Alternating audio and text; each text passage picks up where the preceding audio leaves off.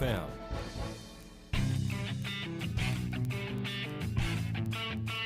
KOFO, your sports source for East Central Kansas, welcomes you to this Ottawa University Braves sports broadcast and the Superstands Cleaning Service pregame show. Make Superstand your cleaning man for carpet, upholstery, furniture, or tile.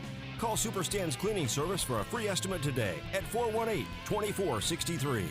Now for our pregame preview, here's KOFO's Casey Weeder. Dad, throw me the ball. No, throw it to me. Okay, here it comes. University in Baldwin City, Kansas, as the Ottawa University Braves baseball team take on the Baker University Wildcats. I'm Casey Weeder, joined by Matt Kincaid. As Matt, this game rescheduled originally scheduled to be played at Ottawa University today in a 1-9 inning game.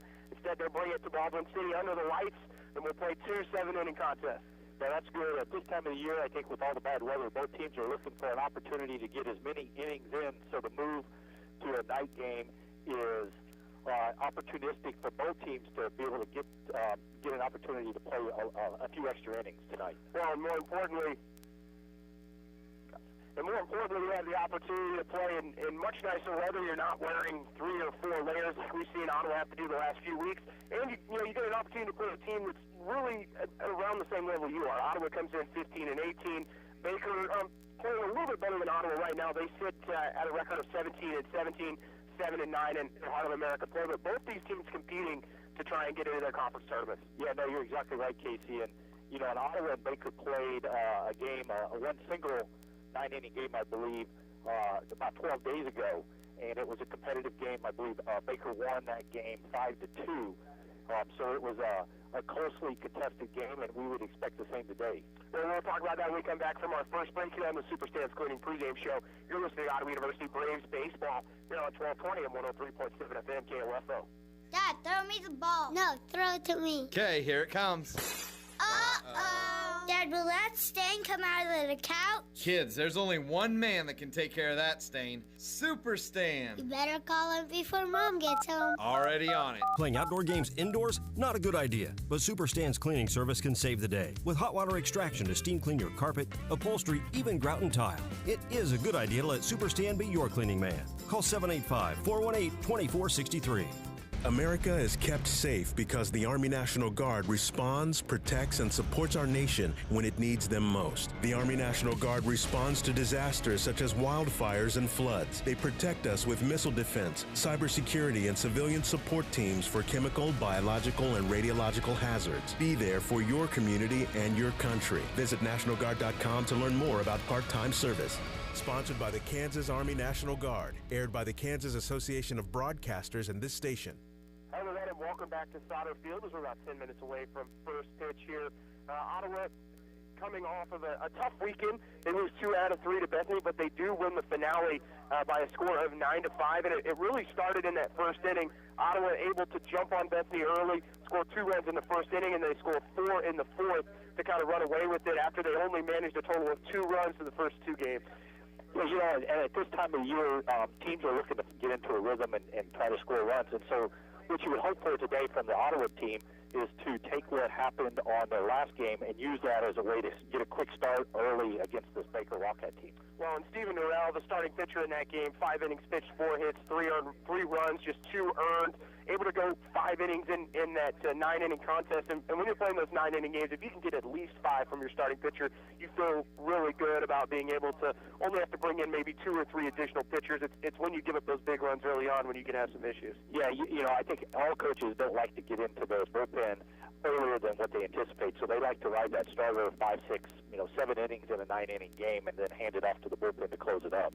Baker, on the other hand, an impressive weekend. They take 2 out of 3 from receiving votes, Benedictine University, and did it an impressive style. They've won 7 of their last 8, and they are 5-1 in their last 6 Heart of America games. They're getting hot at the right time. No, you're absolutely right. And, since the last Ottawa game, Baker has 6-1 during that time frame with, like you said, Casey, a couple good wins over a Benedictine team, which is always tough to compete against. Well, we're going to take another break here on the Superstands Cleaning pregame show. You're listening on to University Braves baseball here on 1220 and 103.7 FM KOFO. Puppies, kids, and Saturday night poker parties can all wreak havoc with your home's floors and furniture. Time to call Super Stan's Cleaning Service. Stan knows a thing or two about cleaning spots and stains, because over 40 years in business, he's seen a spot or two. Using hot water extraction steam to clean carpet, upholstery, grout and tile, and VCT towel maintenance, your spots and stains won't stand a chance. Let Stan be your cleaning man. Call 785-418-2463 or on Facebook at Super Stan's Cleaning Service. KOFO and State Farm agent Ryan Disbro are at it again, sending you to the K to see the Kansas City Royals this season. To win tickets, register at Ryan's State Farm office at 504 Redbud Avenue in Garnett. And you could be there to see the Royals host the Cleveland Indians on Saturday night. We'll announce the winner on Thursday during the Brad Howard Early Morning Show. Merrifield lines one up the right field line. That is a fair ball. The hitting streak continues to live, and Witt on his way to second, sliding in safely with a double. Register now to see the Kansas City Royals from State Farm agent Ryan Disbro and KOFO. Welcome back to Baldwin City as we're just a couple minutes away from Baker taking the field. Ottawa will be the away team. Originally it was scheduled to be played in Ottawa today, but they decided to reschedule it, and we'll play the second game probably entirely under the lights, Matt. Looking at that first matchup back on March 27th, Baker wins that game 5-2. That one also here at Sauter Field. But Baker jumped out to an early 1-0 lead in the bottom of the first inning. They increased that lead to 4-0 as they scored 3 runs in the bottom of the third. Ottawa wouldn't score until the top of the fourth inning when they would score 1. But when you look at the statistics from that game, tonight's starter for Baker, Lakin Straub, comes in, pitches 5 2/3, only gives up 5 hits, 2 runs, and 1 earned. That's about as good as you can ask for a midweek start. Yeah, no, that's a really good start and a really good effort. And, one of the advantages that kind of works maybe for the Braves is they've seen him. They saw him throw 5 innings. They have a chance to make some adjustments and come out and compete well.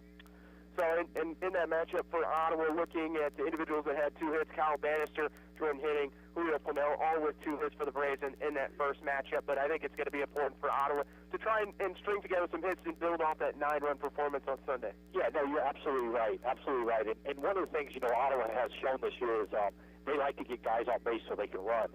I think in the first game they had against Baker, I think they had 9 stolen bases in that game, if I'm not mistaken, which is, a good number of stolen bases. They show that they like to run when they do get guys on base. Well, and Ottawa, with those 9 runs, had 14 hits in that contest. Sheldon Paramore led the way with 4. Nelson also with 4 hits for the Braves against Bethany. We'll go ahead and wrap up the pregame show. When we come back, we'll have your starting lineup at first pitch. You're listening to Braves Baseball here on 1220 and 103.7 FM KOFO.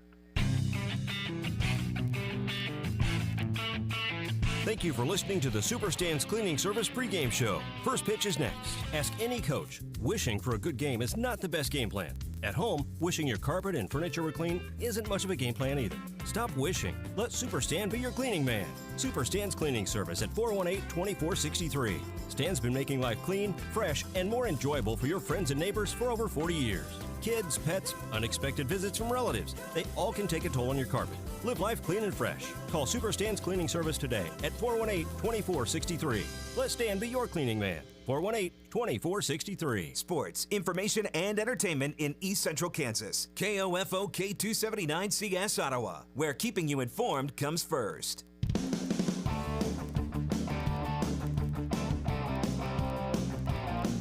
KOFO, your sports source for East Central Kansas, welcomes you to this Ottawa University Brave Sports broadcast on 103.7 FM, 1220, and online at KOFO.com.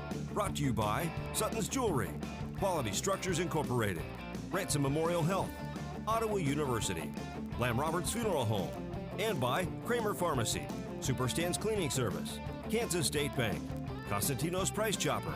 This OU Brave Sports broadcast is also brought to you by the Ottawa Recreation Commission, Adamson Brothers, Dingle & Son Mortuary, Car Star, C.S. Cunningham Construction, and by the Ottawa Herald and the City of Ottawa. Now let's rejoin KOFO's Casey Weeder. Hello and welcome to Sauter Field here at Baker University as Jeremiah Ariano will get things started for Ottawa. 385 hitter, no home runs, 10 RBIs, already heading the count at 2-0.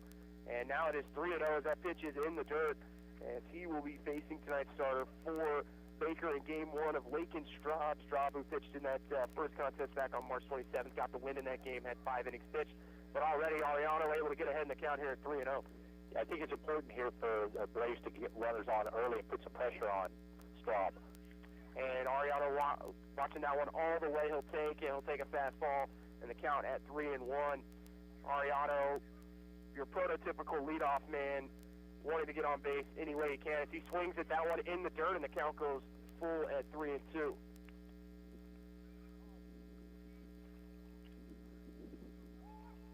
Wind blowing out of the southeast at 13, so blowing right into right center field is really where it's ending up today. 3-2 pitch, and Ariano stays alive as he fouls that one towards the football field at Baker University. Both made sure we parked far enough away, I think, Matt. Exactly. Parked down the hill, around the corner. 3-2 pitch from Straub. It's going to be hit towards the third baseman and caught as it was weakly hit off the inside of the bat for out number 1 here in the top of the first. Yeah, I think that pitch just got in on the left-hander's hands, and he wasn't really able to do much with it other than just kind of fist a short, lazy line drive to the third baseman. Batting second and playing short for Ottawa today is going to be Kyle Bannister. Also batting, he'll be at bat from the right side. Here's Ariano, the lefty. Breaking ball in the dirt as there was a check swing. They're going to say Bannister went around. As we have two umpires here today, Matt, not your normal 3 like you would see for conference play. Right. Midweek games, I think, a lot of times have have a two-man crew that works. 0-1 pitch is fouled back to the screen near us here on this first base side as the count goes to 0-2. Bannister, 339 average, no home runs and 21 RBIs. 0-2 pitch is in the dirt.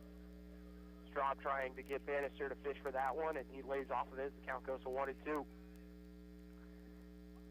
Yeah, early on we've seen a lot of breaking pitches so far from Straub. 1-2 pitch. Fastball just outside, and the count goes even at 2-2. And you're in that situation, Matt, it's really tough to lay off a pitch like that. It really is. That was a good pitch. Good competitive pitch from the pitcher. 2-2 pitch from Straub. It's going to be hit towards third base on the ground on one hop. That's to Foss. He plays it on one bounce, goes past the first baseman. Bannister turns for second, and he's going to dig for second, and he is safe. And really a hopper that kind of got onto the inside of Foss that time, maybe rushed it a little bit.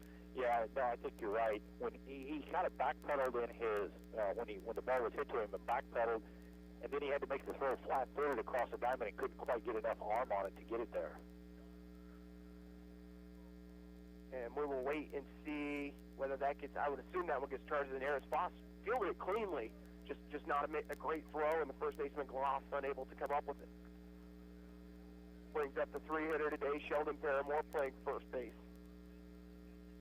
Ottawa with a man on second here with 1 out here in the top of the first inning. This one's hit into right field, tailing away towards the line, catches May, tagging up is Bannister, and he will dig for third where he is safe.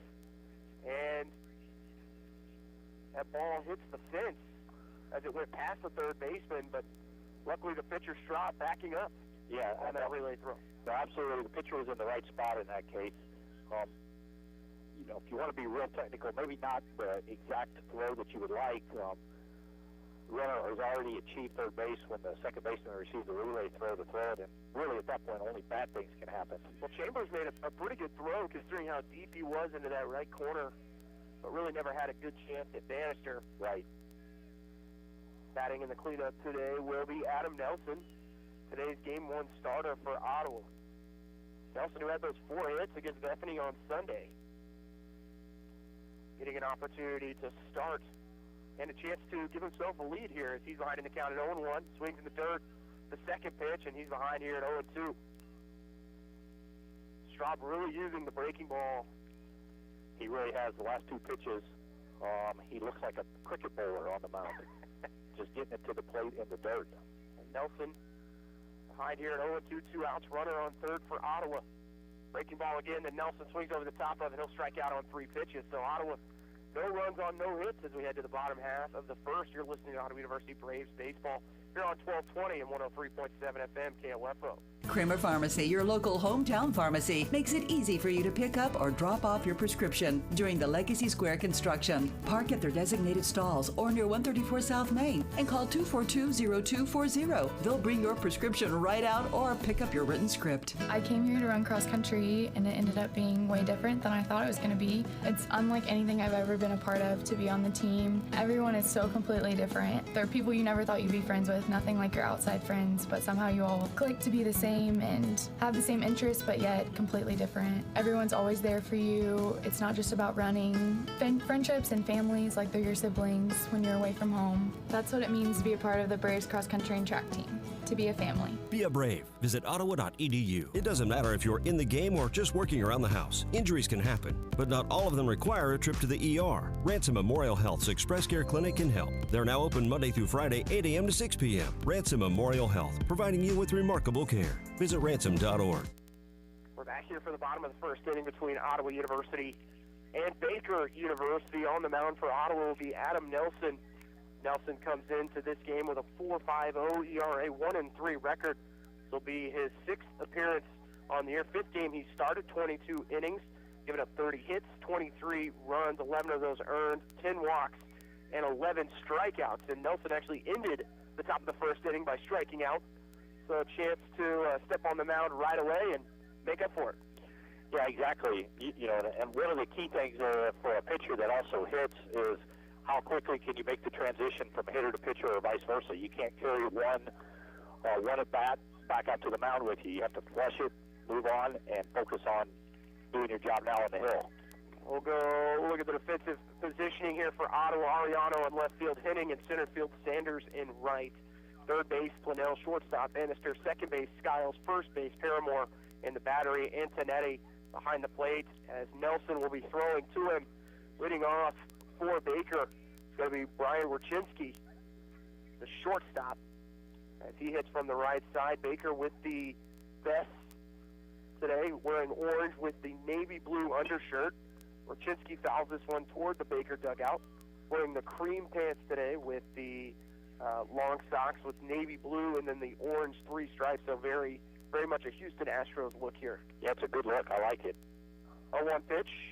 Almost catches the inside corner, but the fastball is called inside for ball 1. Ottawa black jerseys, white pants. 1-1 pitch, hit off the end of the bat, right at Nelson. He'll walk it over to first for out number 1.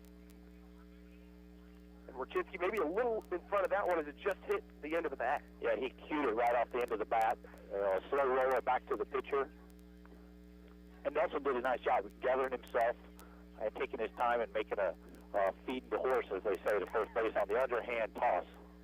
Ottawa with Braves written across the chest and that stencil with the arrowhead on the left sleeve. Numbers in gold as the first pitch is a fastball low to the number 2 hitter, Max Talby, the left fielder. As he will hit from the left side. 1-0 pitch to Talby is a little low as the count goes to 2-0. And with the way the arm release from Nelson, a guy that he's going to work the bottom half of the zone. No, absolutely. He's definitely more of an over-the-top guy. And Talby with a with a single here gives Baker their first hit of the day, and he makes a wide turn. Will stay at first as the center fielder hitting out a little bit of trouble fielding that. But a single here for Baker and their first base runner. And didn't really try and do too much with it that time. Pitch was a little inside. He just worked it towards second base. Yeah, just kind of got bat on ball and served it into left center field. Batting third will be Cody Rowe, the center fielder. He'll take a fastball low for ball 1.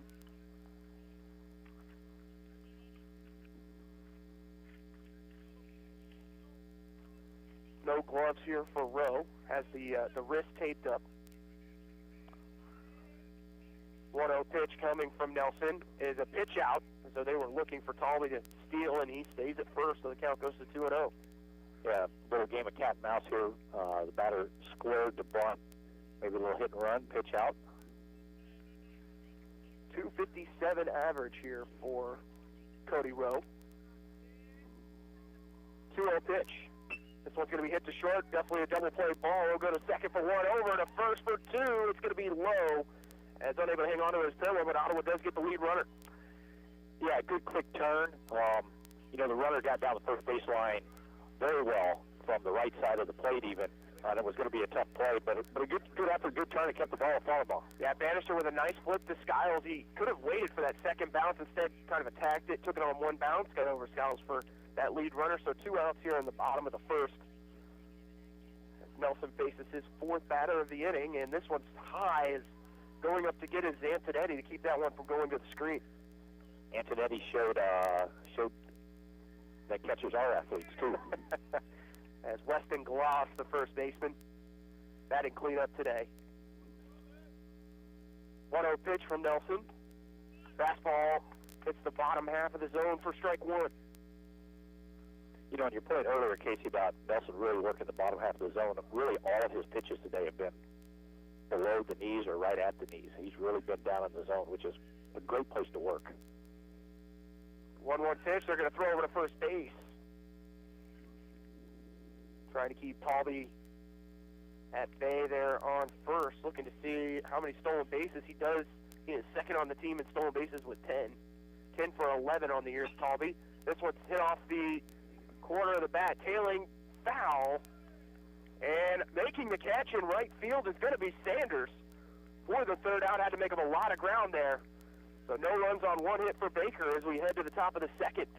No score yet between Ottawa and Baker. You're listening to Braves Baseball here on 1220 and 103.7 FM KOFO. For residential construction or business construction, your only choice should be C.S. Cunningham. C.S. Cunningham is one of the few licensed and insured contractors that specializes in concrete construction. Sure, you can get a couple of Deeks or Bubbas to pour your driveway, but what happens when your daughter's new boyfriend parks his 10-ton monster truck on it and it cracks like ice cubes in a glass of hot tea? Driveways to foundation repair, steel buildings to pole barns, and everything in between. It's C.S. Cunningham, 785-242-7101. What it means to be an OU Brave is to be yourself. What I've learned here is I've created memories with friends, and I was actually really comfortable being in my own skin here.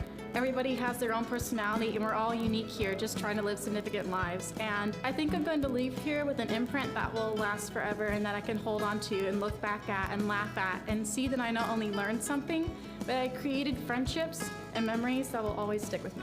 That's what it means to be brave, to be yourself. Be a Brave. Visit ottawa.edu. Quick first inning there for Adam Nelson. He faces 4 batters, only gives up a single. As Ottawa will bat for the second time here in the top of the second with no score. They'll face Straub, who in that first inning had 1 strikeout, only 16 total pitches in those 4 at-bats. You like to be very efficient on the mound, especially in a 7-inning game. Nelson has a legitimate chance if he keeps his pitch count down to throw a complete game here. Well, Straub has only started. This is his 3rd start of the season, so it's interesting to see. Trying to work him into some weekend series if he continues to pitch well. But we do have 2 7-inning games today, so it will be a doubleheader. And we will play the second game, I would expect, under the lights. Not many opportunities for Ottawa to do that so far this year. Yeah, and that's a good experience as well, as hopefully they get an opportunity of KCAC tournament play. And, yeah, out in Great Bend. Last year, unfortunately, we had that 9 a.m. start. So exactly. That was a little tough in Game 1. I think we even got the 9 a.m. for the second week, too. First pitch. Catches the bottom half of the zone on the outside corner for strike one. As it'll be the catcher Elliot Antonetti to lead off for Ottawa here in the second inning. Second pitch is in the dirt from Straub as the count goes even at 1-1. I think that pitch caught the umpire very flush. Bounced over the catcher's shoulder and caught him right under the mask. That'll wake him up if he's not awake already. 1-1 pitch from Straub is a slider that gets away from him a little bit and ends up high for ball 2. Antonetti, 4 home runs, 15 RBIs. Ottawa as a team only 6 home runs on the year, and Antonetti has 4 of those. He drives this one towards third, but it's going to be foul as it slams off the glove of Foss. But when Antonetti makes contact, very similar to what we've seen from guys like Randy Cruz. You look at Alexis, Randy Perez, Alexis Cruz. Guys we've seen the last couple of years, when they make contact, it's going to go a long way. Yeah, he definitely has a propensity to drive the baseball. Quick hands and a strong upper body and strong legs, too. 2-2 pitch from Straub as he works out of the windup. This one's in the dirt, and the count goes full.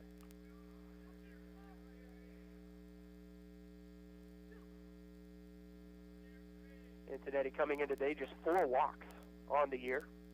Full count. And this one looked like it might have caught him on the hands, but they're going to say foul ball, so it must have got a portion of the bat. Yeah, they might have been just his hands went through the zone for a kind of a swing. That is a brutal strike to take. It is.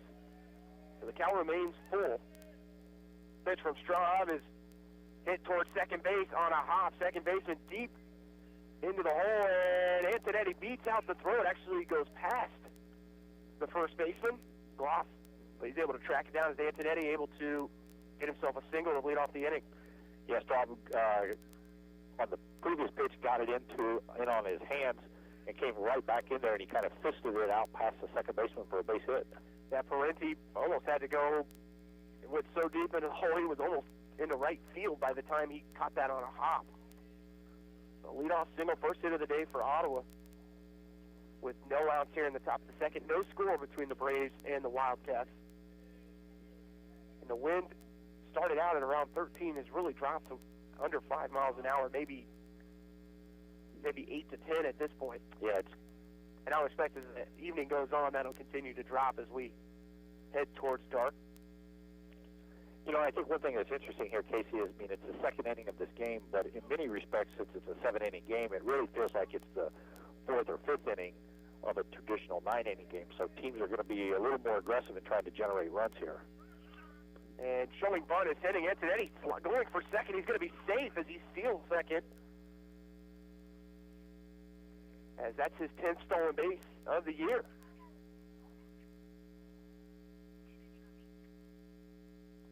And just like that, Ottawa with the runner in scoring position here with no outs. Yeah, now it gives Coach Grinder a lot of different options, whether you want to bunt him over to third or let him swing away, or possibly even, steal the base outright.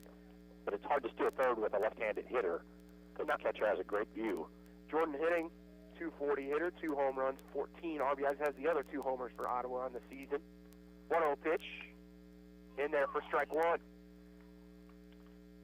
Caught the outside part of the plate. Hitting the left-handed hitter.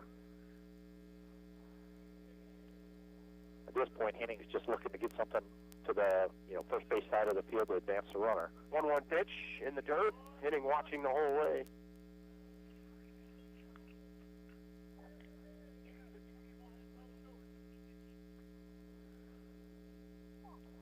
One the count here to Jordan Hitting. Ariano Antonetti standing on second for Ottawa here with no outs. No score between Ottawa and Baker. 2-1 pitch. Swinging through it is Hitting for strike 2. Another interesting thing here is as the evening goes on, is the sun will be setting over here to the right center field side. So for some of these lefties, we'll be staring basically right into the sun. Yeah. But exactly, this cloud cover is helping a little bit with diffusing the light. 2-2 pitch coming from Straub. He works from the set. This one's hit towards left field down the line, tailing foul, as it will get out of play. Antonetti was moving on that hit and run. Hitting the 6-foot sophomore from Spring Hill, Kansas, a transfer from Highland Community College. Has come in and really supplanted himself as the everyday center fielder.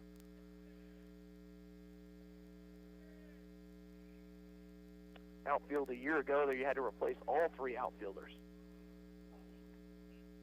2-2 pitch in the dirt, and Hitting will take it for ball 3. The count goes full. So this is a really good bat by Hitting. You've seen a lot of pitches here making Straub really work on the mound.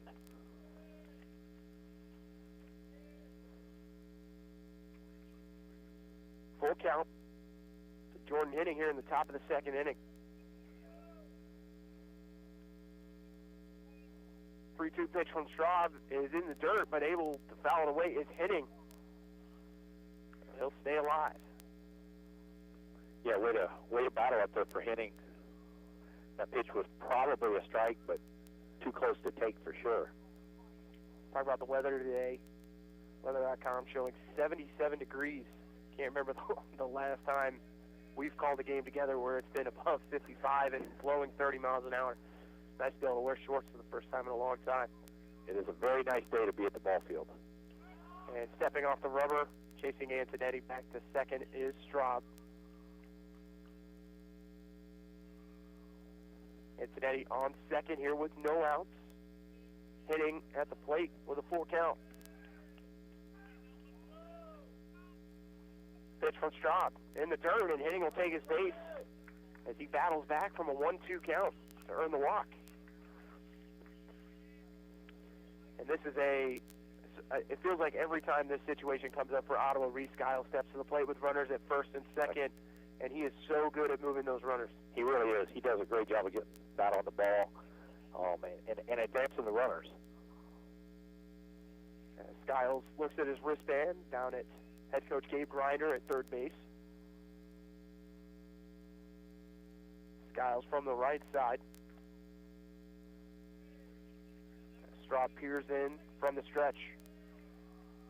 He'll step off the rubber again as no one holding Antonetti, but he'll get back to second base.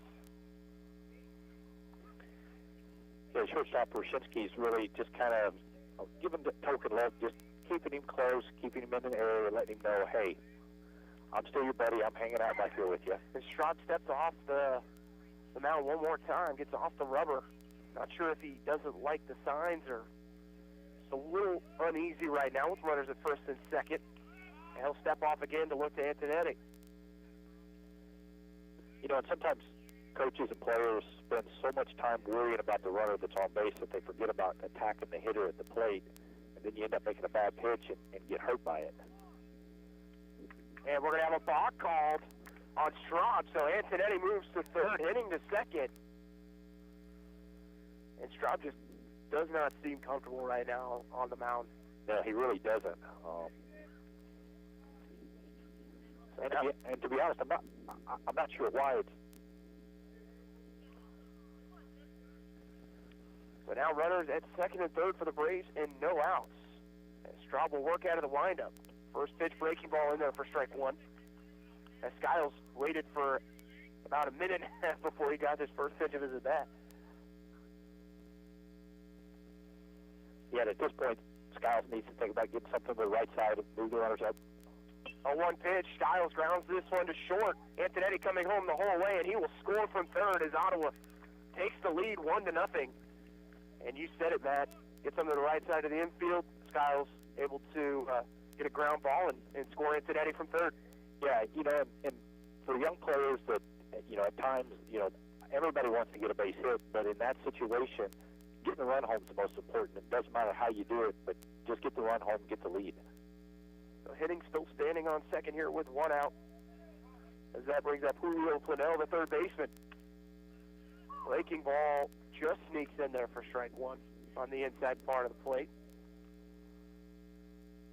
That followed the curve of the Braves' name on the front of the jersey.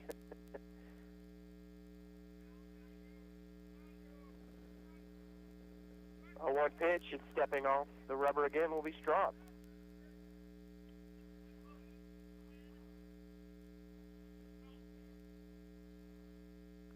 Planell, 245 average. No home runs and 11 RBIs on the season. Oh, one pitch. This one's driven to third and played it on a hop as the third baseman, Foss, as he will look the runner back to second and go to first, as that one could have gone for extra bases. He wasn't able to play it, but it was hit right at him. Yeah, it was well struck. It was, but right to the third baseman, Boss, who, you know, fielded it cleanly this time and had time to make the throw across the diamond. And that will bring up Jacob Sanders here with two outs in the top of the second inning, and Ottawa leading 1-0. Runner still in scoring position, so a base hit, they should still have an opportunity to score a run. First pitch to Sanders, up on it, down the third base side, and he's going to be safe at first. As we usually see Sanders as a pinch hitter, but he's down a perfect bunt here with two outs. Yeah, that was perfect. And more importantly, you're able to move the runner over to third. So runner runners at first and third here with 2 outs, as Henning was moving on the bunt. And now you get back to the top of the lineup. Yeah, very important. I think, Coach Grinder has to be happy to have his leadoff guy up with runners at first and third, and still a chance to get runs. Well, and Sanders is a guy that could be a leadoff for you down the line.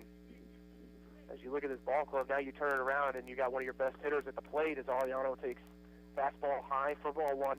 Right. You see a lot of teams think of their 10-hole hitter or 9-hole hitter as kind of a second leadoff guy. Ariano, who lined to third in the first inning.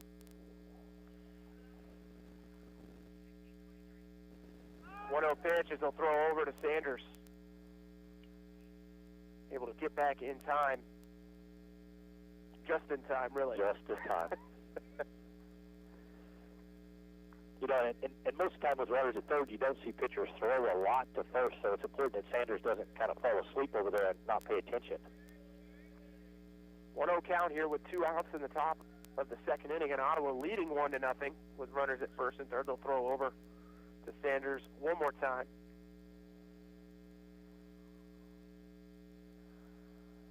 Clearly Baker's seen the scouting report that Sanders can run a little bit. Or just look at the stat sheet where he's 16 of 18 on the year stealing bases. Exactly. Not a lot of mystery. 1-0 pitch coming from Straub as he looks over to the first base side, and Ariano's going to call time here. Straub continuing to take some looks over at first base.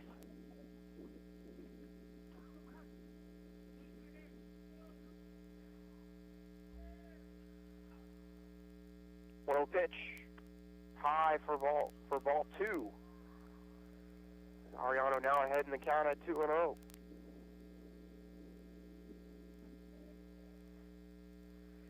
Sanders really shortening his lead over at first base, not wanting to risk getting thrown out here. And this is a good pitch to expect to hit on 2-0 with runners on. 2-0 pitch. Ariano hits this one towards first. On taking it on one hop is going to be Gloss, but it is foul. Yeah, Ariano saw a pitch he liked and really took a good hack at it. Swung hard and just pulled it foul. Big opportunity here for Ottawa with runners at first and third and 2 outs here in the top of the second inning. Ottawa's already scored 1 in the inning. 2-1 pitch. Ariano shows bunt, and it's fouled back to the screen. Count goes even at 2-2.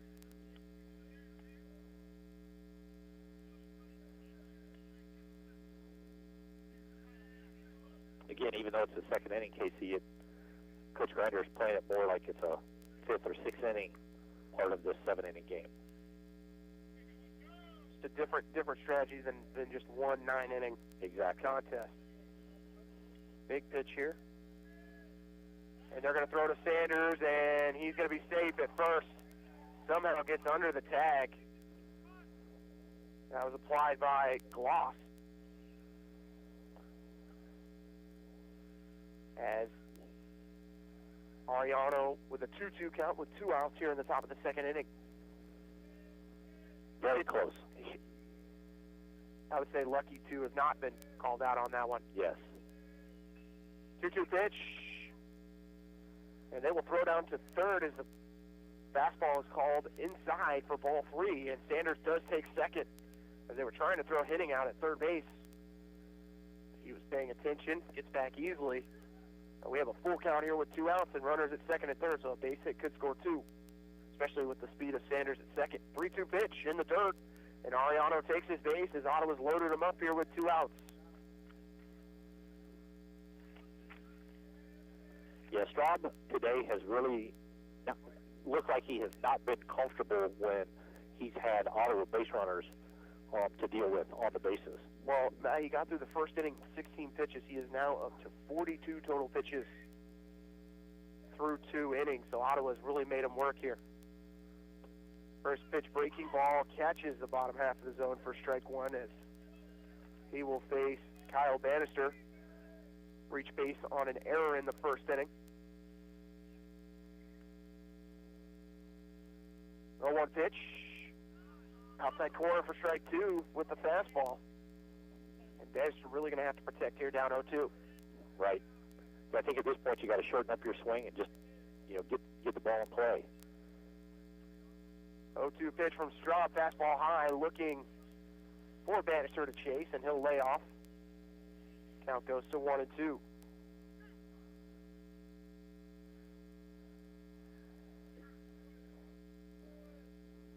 One-two pitch, fastball that Bannister just gets a piece of, and it'll go foul.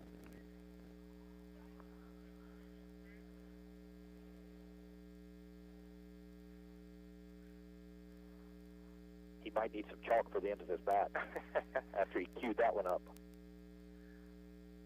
1-2 pitch from Straub, fastball that's going to be driven towards center field, tailing away from the center fielder. Is it going to get in the gap? It goes over the head of the center fielder. This could clear the bases. Turning for 3, as all 3 runners will score, and he'll slide into third. It's going to be Kyle Bannister with a triple. That ball was well struck, Casey. That ball got into the right center field gap, and with the wind kind of blowing out to right center field, really took advantage of that, and the ball just carried and carried and carried. And give Bannister some credit. Got behind in the count at 0-2, got it to 1-2, and it takes advantage of a fastball that was left over the middle of the plate. No, absolutely. Good piece of hitting there. He stayed in his bat, stayed in with what he does. It's got a good pitch. And first pitch to Paramore is outside, 4-1. Bannister picks up RBIs 22, 23, and 24 on the season. 1-0 pitch in there for strike 1 with the fastball.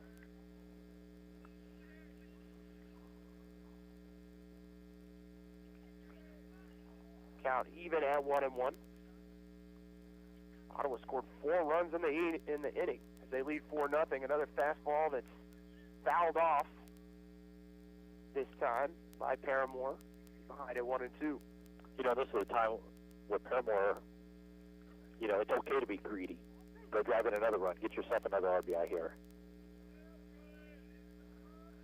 1-2 pitch from Straub is a fastball high. Paramore will take it. Count even to 2-2.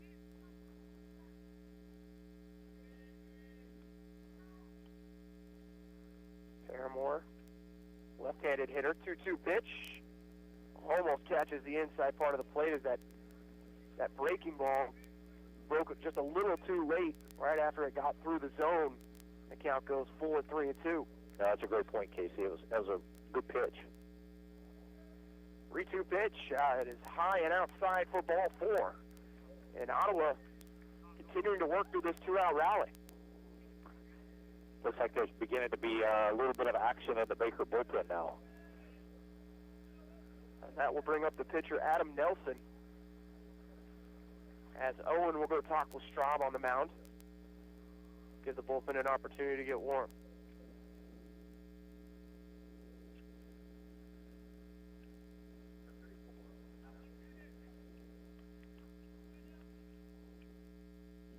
Nelson's had, looking at the year, this will be his 22nd at bat, no home runs, 4 RBIs, 294 hitter. Nelson, the 6'3" senior from Tiago, Louisiana, transferred from the University of Texas at Tyler. They'll throw over first base. They will check on Paramore. He gets back in plenty of time. Nelson's a little taller, but has a similar build to a former Brave from last year, Rankin. Yeah, Dalton Rankin. Dalton Rankin. Exactly right. Doesn't miss chest or arm day, for sure. No. Check over at Paramore again one more time is Straub. He is up to 53 pitches. I guess one of the positives if you're Nelson is that you've been able to get some swings in, hopefully stayed warm enough. Exactly. Could continue to extend the lead for yourself here. Right. Chance to help yourself. First pitch, breaking ball, inside, and a late steal. It's taking second base, and that one goes by the third baseman. Looking to score from third, and does, is going to be Kyle Bannister in Ottawa. Goes up 5-0. Paramore goes down to second. As Owen fired that one down there towards third, it didn't seem like Frost thought it was coming or wasn't expecting. He wasn't holding the bag. Right, it looked like it was kind of crossed up there if they were covering or throwing or not going.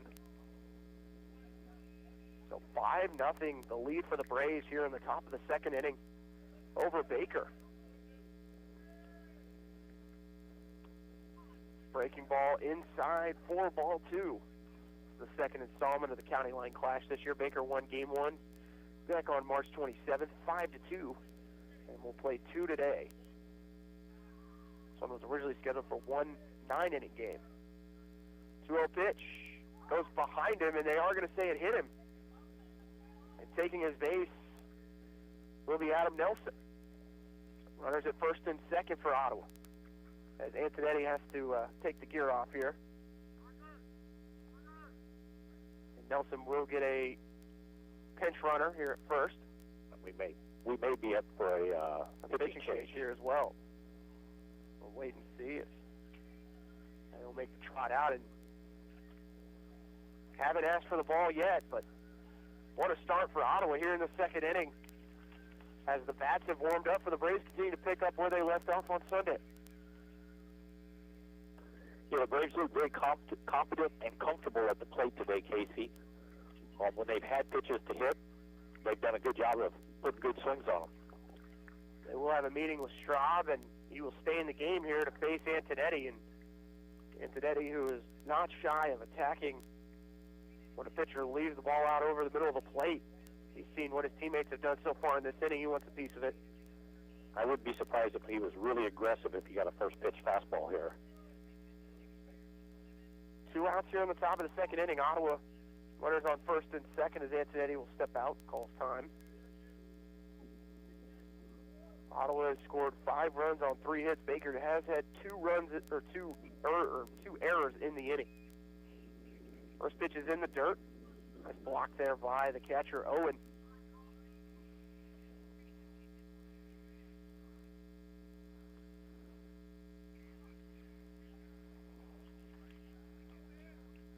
Count at 1-0. Runners at first and second for the Braves. 2 outs here in the top of the second inning. 1-0 pitch. Low for ball 2. Straub really struggling to just find the strike zone right now. Yeah. That's such a helpless feeling as a pitcher on the mound. 2-0 pitch to Antonetti, and it hits him on the leg. And he will take his base. And Antonetti took that a little bit better than I think I would have. I might have been on the ground after taking one to the quad. Yes. Instead, it just kind of dies right on the leg for a guy like Antonetti, and I think that is going to be it for Straub here, as we will see head coach Ryan Goodwin out there, and they will make a pitching change, and we'll take a break with them. Your Braves lead 5-0 and are still threatening here in the top of the second inning. You're listening to Braves Baseball here on 1220, 103.7 FM, KOFO. The City of Ottawa makes it easy for you to stay informed and be part of your community by visiting their website, ottawaks.gov. You can sign up for city alerts and city news, report an issue you'd like to see taken care of, even pay your bill online. It's where the city and citizens come together online at ottawaks.gov. This is Chase Dingle of Dingle & Son Mortuary. I learned very young being in the funeral business wasn't just a job, it was a way of life. Never dull, sometimes stressful, but always fulfilling. I wanted to be a part of that and carry on the family tradition. Dingle & Son Mortuary, 785-242-2323. Need a recap of the ball game? Subscribe today and never miss a score by reading the Ottawa Herald sports page or visit online at ottawaherald.com. A 3-month subscription is only $24 plus tax, and that includes internet access. Call the Ottawa Herald at 242-4700, option 2. This is Eric Price, Funeral Director at Lamb Roberts Funeral Home in Ottawa, Baldwin City, and Overbrook. We're proud to be involved in the communities we serve and support the youth of today, because they're our leaders for tomorrow. Lamb Roberts Funeral Home, providing compassionate care when you need it most. And the pitching change is that it will be Aaron Foster, the sidewinding thrower here, throwing out of Eudora, Kansas, will come in to relieve Straub, who leaves the game going an inning and 2/3 for Baker, as he will be charged with 3 hits, 3 walks, 1 strikeout, 59 total pitches. In total, 12 total batters faced. As Foster, 5.14 ERA. This will be his 6th appearance, 7 innings, 5 strikeouts. Foster, the junior from Eudora, Kansas, goes 6'2", 200. A tough situation here for Foster coming in with the bases loaded. And he will face Jordan Henning, who started this inning with a walk. Got everything started for the Braves here. Yeah, with the bases loaded and a chance to add to it here, Casey. Ottawa up 5-0 here in the top of the 2nd inning over the Baker Wildcats. Bases loaded, 2 outs. Foster's first pitch in there for a strike as it catches the outside corner with the fastball.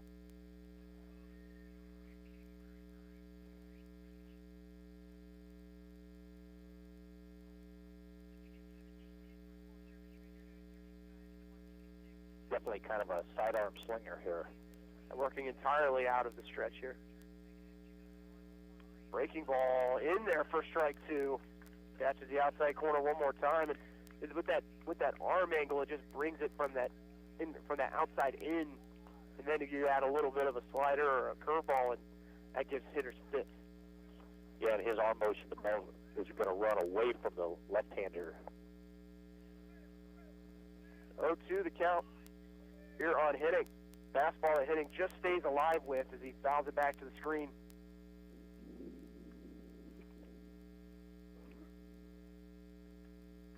Henning does have 2 home runs on the year, 14 RBIs, 240 the average. On base percentage at .328. Bases loaded here for the Braves, 5 runs in the inning. 0-2 pitch, breaking ball to Henning, works towards the middle. It's going to go off the glove of the shortstop, and that'll score 1, make it 2. Heading for 3rd, and in there in time is going to be Antonetti. And Ottawa adds to their lead as they score 7 here in the 2nd. Yeah, no, a really good piece of hitting right there, Casey. Pitch kind of ran away, and he just took the ball back up the middle, right past the pitcher into center field. Warchinski with a nice effort to lay out for it. Unfortunately, it takes the wrong bounce as it hits off the end of the glove and shoots all the way out into center field. Yeah, kind of a tough hop, and I think it kicked away even a little further from the second baseman who was headed that direction and allowed base runners to move up an extra base. So Skiles bats here for the 2nd time in the 2nd inning. He grounded to short, which scored the first run of the game. Was Elliot Antonetti. Still 2 outs here in the top of the 2nd. Ottawa has done their damage with 2 outs. Fastball near the head of Skiles that he gets out of the way of. As the count goes to 1-0. Got sunglasses on sunglasses here. Skiles wearing his and Foster wearing his. Exactly. Maybe they're Foster's sunglasses. 1-0 pitch from Foster, trying to work the inside part of the plate. But it is called a ball. Count goes to 2-0. You know, defensively, the way they're playing Skiles right now, there's a big hole between 1st and 2nd that he could shoot the ball through. Runners at 1st and 3rd for Ottawa, leading 7-0 over Baker. All 7 coming in this inning. Breaking ball in the dirt, a late steal, and they're going to throw him out at 2nd. As trying to take second base was Henning, but Ottawa 7 runs in the inning, and they lead 7-0 as we head to the bottom of the 2nd. You're listening to Braves Baseball here on 1220, 103.7 FM, KOFO. Safe, secure, strong. We're rock solid. Kansas State Bank. A better way to bank with community people you know. Member FDIC. Equal housing lender. You can just about hear that cold Kansas winter wind blowing, and you're going to want to make sure your heater is working this winter. The best way to do that is call the pros at Adamson Brothers at 785-242-9273. Adamson Brothers Heating and Cooling, maintaining your comfort for over 30 years. Dad, throw me the ball. No, throw it to me. Okay, here it comes. Uh-oh. Dad, will that stain come out of the couch? Kids, there's only one man that can take care of that stain. Super Stan. You better call him before Mom gets home. Already on it. Playing outdoor games indoors? Not a good idea. But Super Stan's cleaning service can save the day with hot water extraction to steam clean your carpet, upholstery, even grout and tile. It is a good idea to let Super Stan be your cleaning man. Call 785-418-2463. Braves get 7 runs on 4 hits in the top of the second inning as they lead 7-0 over Baker, and starting pitcher Adam Nelson given quite a lead to start with here in the bottom half of the second inning. Yeah, no, that's what you want as a pitcher. Now you can go out and challenge hitters, and you don't have to try to be so fine. Just go out and challenge the hitters, make them put it in play, let your defense work behind you. Leading off for Baker here in the bottom of the second inning will be Jason Chambers, the right fielder. He drives this one foul down the third base line. As Chambers, 5th in the lineup, 4 home runs, 17 RBIs. As he is the power hitter on this team. 279 average. 0-1 pitch inside for ball 1.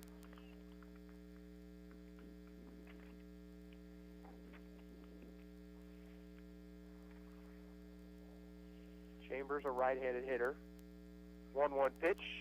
Breaking ball low for ball 2.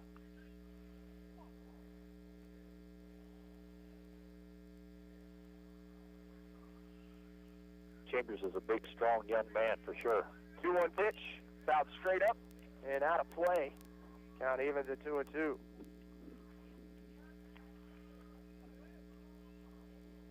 .6'4", 220 out of Belton. Looks like he might have played a little football, too. 2-2 pitch, breaking ball just a little above the belt as Nelson had Chambers frozen. He stored away off that one the whole way. Count full at 3-2. 3-2 pitch. Going with the fastball. The Chambers fouls back to the screen, but as a pitcher, Matt, with a 7-run lead, when the count gets to 3-2 where you need a strike, it makes it a little bit easier to throw that fastball. It really does. You can just run back and throw it. You know, the worst thing you want to do is come out and try to be too fine and walk people and put them on. 3-2 pitch. This one's driven into left field, and it's going to drop in front of the left fielder, Ariano, for a base hit. As that is the second hit of the game for Baker. And Chambers, just a nice bit of hitting there. Not a whole lot you can do if you're... you know, when the count goes to 3-2 and you've got to challenge a hitter who's the 4-hole hitter with a fastball. Nelson, nothing else he could do. He threw him a strike. So, runner on first here for the Wildcats. That'll bring up the catcher, Michael Owen. Breaking ball in the dirt here from Nelson. The count goes to 1-0.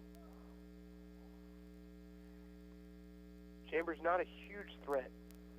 He's like on the year 3 of 3. This one's hit off the inside of that, driven to right field. Nice catch made by Sanders in right field as that was tailing towards him. Just took a couple steps to his right, makes the catch for out number 1. But everything Baker has hit today, they've made good contact. It's just been hit at a lot of the Braves defenders through the first inning and a third. Yeah, no, you know, Baker's put good swings on the ball at this point, and not a lot to show for it. Brings up the 7-hitter Taylor Foss, the third baseman, as they will throw back and check on Chambers at first base. He gets back in time. Yeah, by Paul Chambers, 9 of 10 on the year, stealing the bag, so he is actually third on the team. So a good reason to throw over and check on him over at first base. First pitch is high. Getting away from that time is Nelson. Count goes to 1-0.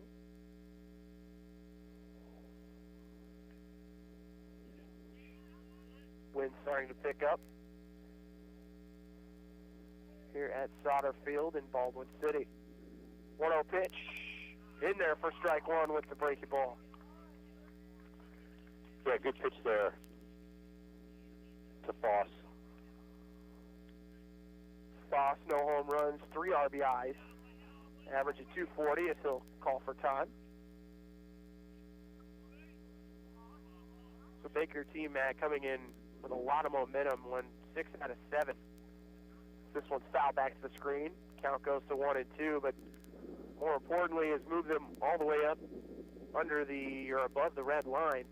They sit in 9th place. Top 10 teams make it into the Heart of America Athletic Conference Tournament in Springfield, which they play that one at US Bank Stadium in Springfield. Nice venue as Chambers takes off for second. Antonetti with a good throw, and he gets Chambers in time. Nice throw by Antonetti from his knees behind the plate. The throw was right to the bag. We have been blessed to watch some good catchers over the last couple of years, as Antonetti didn't even really have to get out of his stance. He threw that one from his knees and let it rip. Chambers had a good lead, too, so 2 outs here, 2-2 count. Fastball in the dirt that Antonetti might have taken off the wrist. And umpire will go out there to give Antonetti some time. Antonetti has a smile on his face. Appreciates the fact that umpire's giving him a moment to kind of collect his thoughts. Yeah, that did not sound good as it came off his left arm. Full count, 2 outs here in the bottom of the second inning. Ottawa leading 7-0. Nelson facing Foss as Foss fouls back the fastball. We'll do it one more time.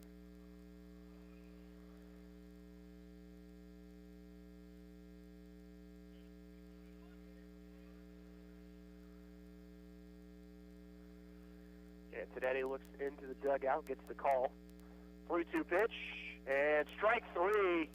Swinging over the top of it is Foss as Nelson's worked through 2 as Ottawa leads 7-0 as we head to the top of the third. You're listening to Braves Baseball on 1220, 103.7 FM KOFO.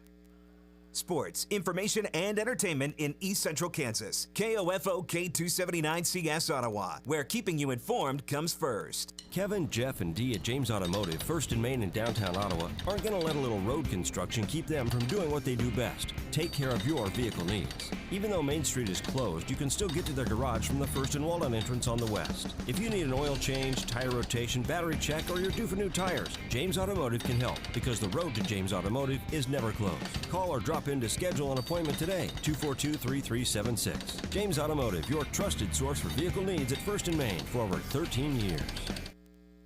After scoring 7 runs in the second, Adam Nelson comes in and works through a quick bottom half of the second inning, and that's exactly what you want for head coach Gabe Greiner. Absolutely. With a 7-run lead, no reason to mess around. Go right after the hitters. If they get a hit or two, so be it. Keep the game moving. And get your guys back in the dugout so they can get the bats. Well, Chambers, the individual that got the hit in that inning, thrown out at second on a laser from Antonetti, trying to steal second. Skiles will come back to the plate as he ended that inning standing in the batter's box, which I'm sure is a great feeling for a hitter. And he had runners at first and third. Now the bases are empty. Hey, a chance to be a leadoff guy here. Get on, make something happen. Get the rally started again. Skiles will take a fastball for strike 1.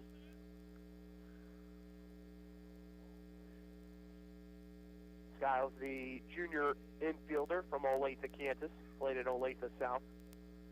0-1 pitch. Skiles hits this one towards short. It's weak coming on strong as the shortstop. Orchinski makes the throw to first, and on a hop makes the grab is Gloss for out number 1 as Skiles with good speed made it a tough play. Yes. That was Olathe South throwing out Olathe South. I'm sure Skiles will hear about that one after this is over. There'll be a little exchange, I'm sure. Brings up Julio Planell for the Braves. Fastball hits Planell on the left arm, and he is feeling that one as he grimaces. That might have even caught him on the elbow as he crouches down after getting hit on the arm.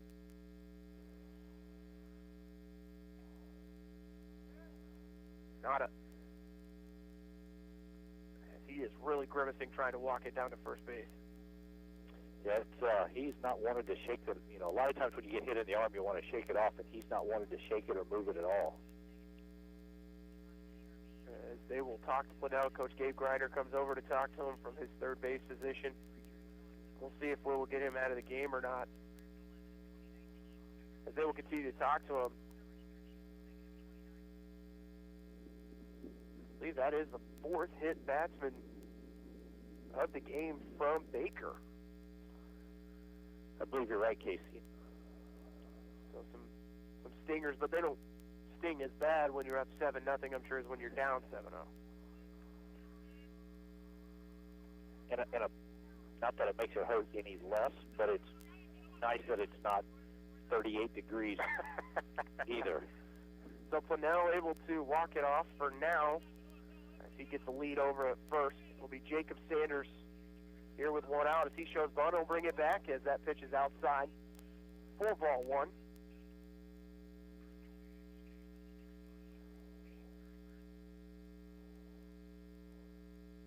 Foster looks over at first. Plenell with a short lead.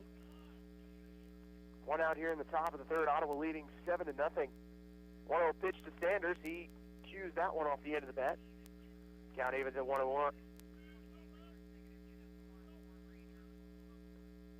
Be interesting to see if they try to run Plenell in this situation.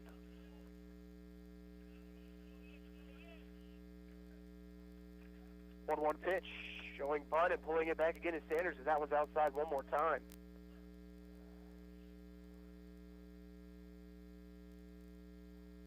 Plenell 6 of 6 stealing on the season. It's a bigger lead this time over at first. 2-1 count. Pitch, Sanders shows bunt, and it's foul down the third base line, so missed opportunity maybe to lay down a bunt. Yeah, that bunt attempt was more, it looked like from this angle, more self-defense. That ball really rode in to the right-hander, Sanders. Count even at 2-2. Still just one out here in the top of the third inning. Ottawa with a runner at first. 2-2 pitch, breaking ball that, again, is cued off the end of the bat as Sanders trying to stay alive at the plate, but having problems really just eyeing it up.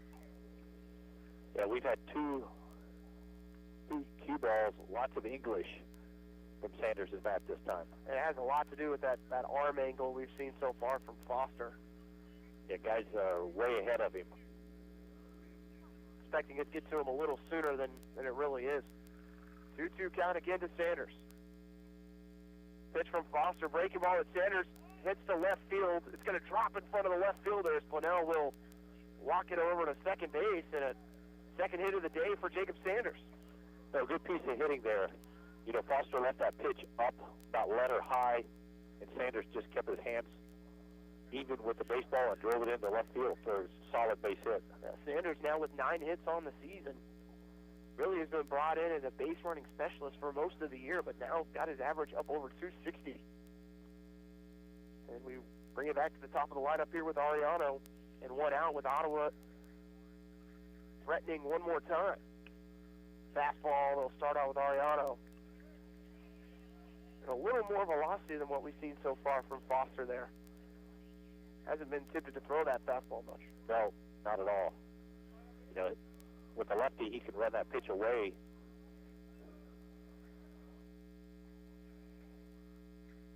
A one pitch from Foster. The Ariano is going to hit between first and second. Plenell is going to be held up at third with the strong arm of Chambers in right field. So Ottawa bases loaded and one out yet again. Good decision with a 7-run lead to go ahead and hold Plenell over at third, but Ariano found a pitch he liked. We're going to have another mound visit here. That was a good piece of hitting. You know, I thought they might try to throw the pitch away, and they did, and he just had enough strength in his at-bat to pull the ball between the first and second baseman. Now 6 hits for the Braves in the game.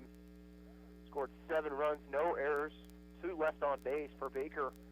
No runs, 2 hits, 2 errors, and 1 left on base.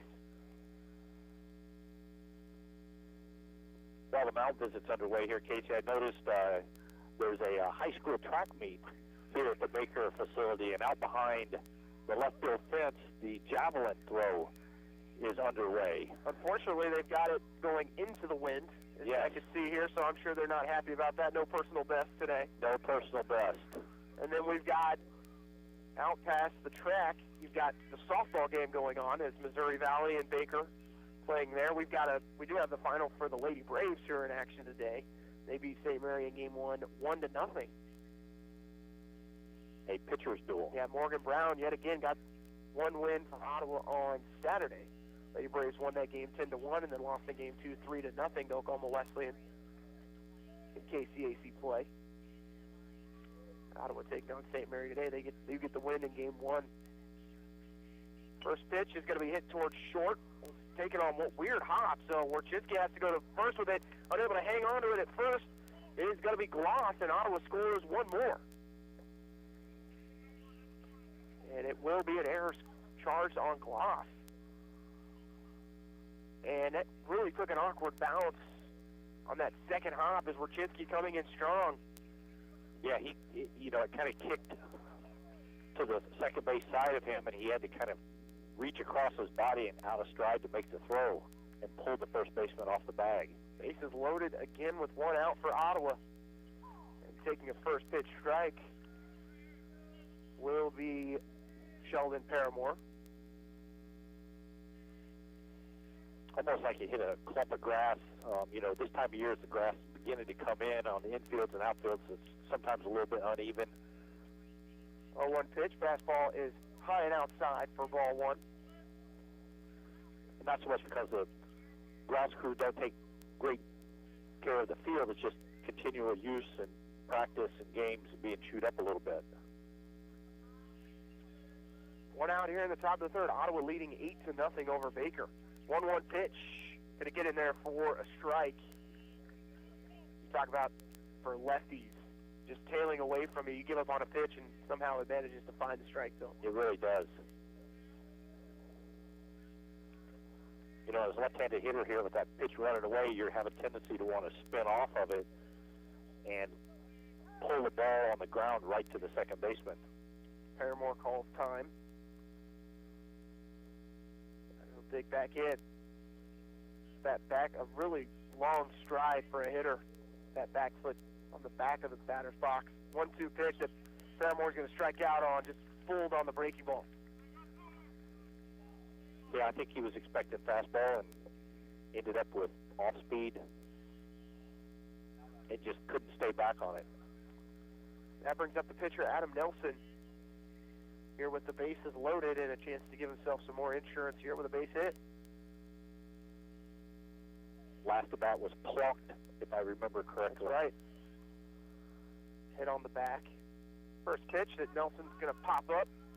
Heading foul as Gloss not going to be able to make a play on it. Goes to 0-1.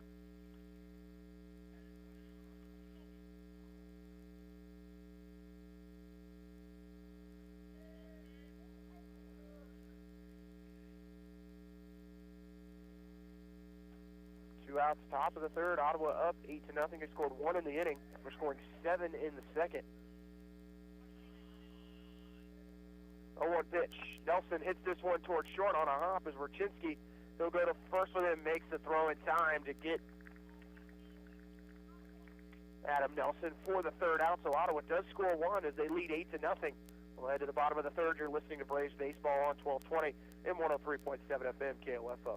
I came here to run cross country and it ended up being way different than I thought it was going to be. It's unlike anything I've ever been a part of to be on the team. Everyone is so completely different. There are people you never thought you'd be friends with, nothing like your outside friends, but somehow you all click to be the same and have the same interests, but yet completely different. Everyone's always there for you. It's not just about running. Friendships and families like they're your siblings when you're away from home. That's what it means to be a part of the Braves cross country and track team. To be a family. Be a Brave. Visit ottawa.edu. KOFO and State Farm agent Ryan Disbro are at it again, sending you to the K to see the Kansas City Royals this season. To win tickets, register at Ryan's State Farm office at 504 Redbud Avenue in Garnett. And you could be there to see the Royals host the Cleveland Indians on Saturday night. We'll announce the winner on Thursday during the Brad Howard Early Morning Show. Merrifield lines one up the right field line. That is a fair ball. The hitting streak continues to live and Witt on his way to second, sliding in safely with a double. Register now to see the Kansas City Royals from State Farm agent Ryan Disbro and KOFO. Braves lead 8-0 over Baker University as we start the bottom of the third inning. Adam Nelson out there for his third inning of work. We do have an updated score on ladies softball as Ottawa leads 10-0 in the third inning here in Game 2 against St. Mary. So they win Game 1, 1-0, and are hopefully well on their way to closing that one out. Last year, Ottawa split with St. Mary, so Ottawa looking for a sweep in KCAC play as they continue to chase Avila. Currently has a 2-game lead in KCAC standings, but that seems like that 2 seed is almost as important as that 1 in the KCAC with those guaranteed bids. It's really tough for that number 1 to lose in the conference tournament, as we've seen. Yeah, absolutely. With the guaranteed bids and the way that's set up, you probably want to beat 1-2. Nelson with back-to-back fastballs, almost the exact same spot. Both of them called the ball. They were inside on the hitter Fritzl, the designated hitter. We'll bat 8th today. Fritzl takes a fastball. This one lower into the zone for strike 1.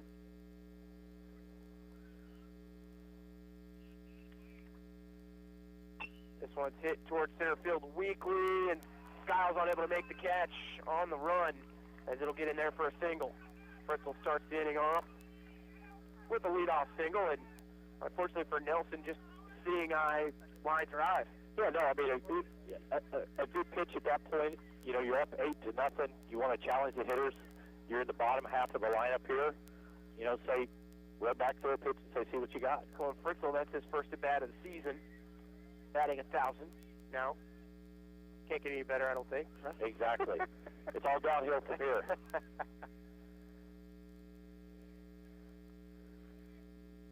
Nine-hitter, Jared Parenti, the second baseman. He'll take a breaking ball in the dirt. Out at 1-0.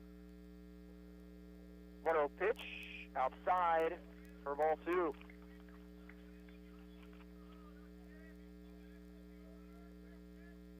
Parenti, 333 average, no home runs and no RBIs. 2-0 pitch. It's going to be bunted down the first base line. Pick it up, throw it over to first for 1 out. So they move the runner over to second. And again, we see the pitcher Nelson doing a good job of fielding his position. Absolutely. Absolutely. That ball was bunted with a little bit of pace, so it wasn't your normal just come a couple steps forward on the mound. He actually had to be moving toward the first baseline to field that. Flip it to the top of the lineup here for Baker, as that'll bring up Warchinski. Baker with their first runner in scoring position of Game 1. They're in the bottom of the third, trailing 8-0. Breaking ball in the dirt here that Antonetti able to smother.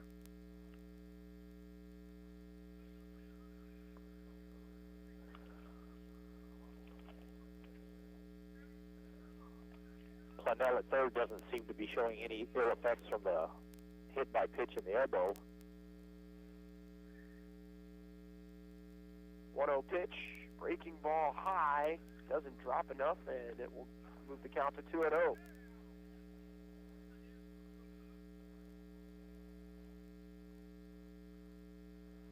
Warchinski, 314 average.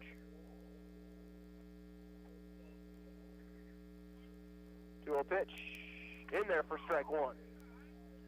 Warchinski not happy about that one, maybe a little low. Maybe a little low.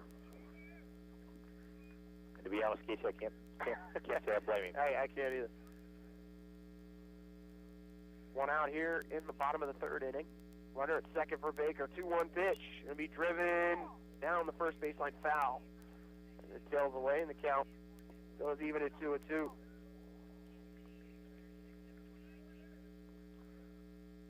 Warchinski, you mentioned the infielder, a junior 6'1", 170 from Olathe. Played at Olathe South.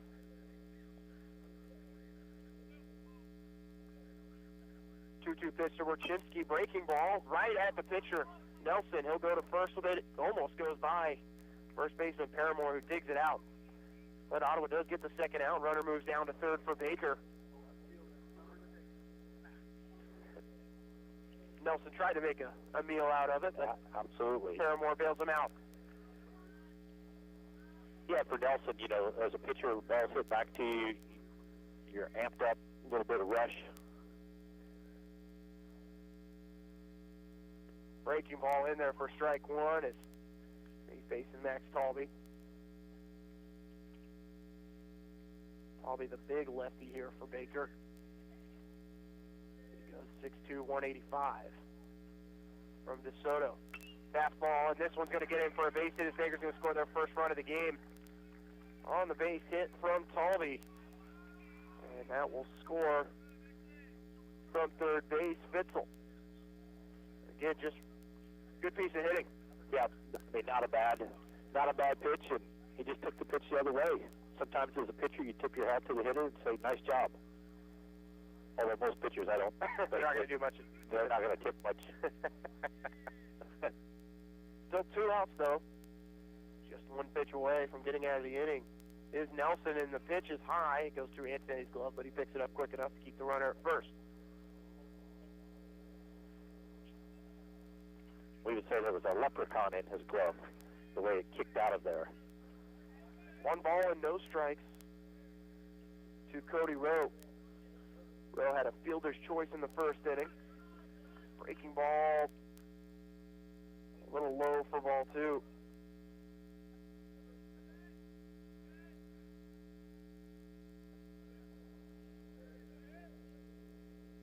Count here. Pitcher on the way. Fastball high as it goes to 3-0.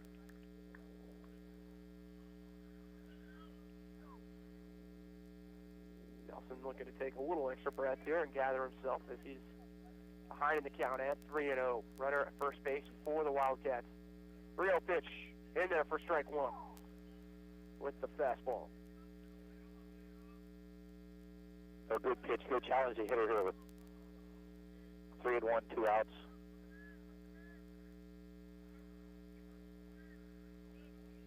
3-1 pitch. Foul back to the screen, and we've got it full at 3-2. And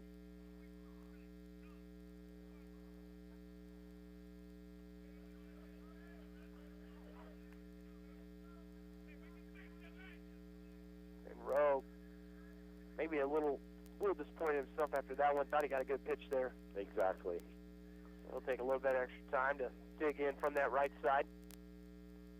3-2 pitch, runner going, and they're going to say inside for ball 4. Now runners at first and second, and we're going to have our first mound visit for Ottawa today. As for Adam Nelson, that is his first walk of the game. Yeah, so Coach Grinder's probably just going to go out, calming down just a little bit.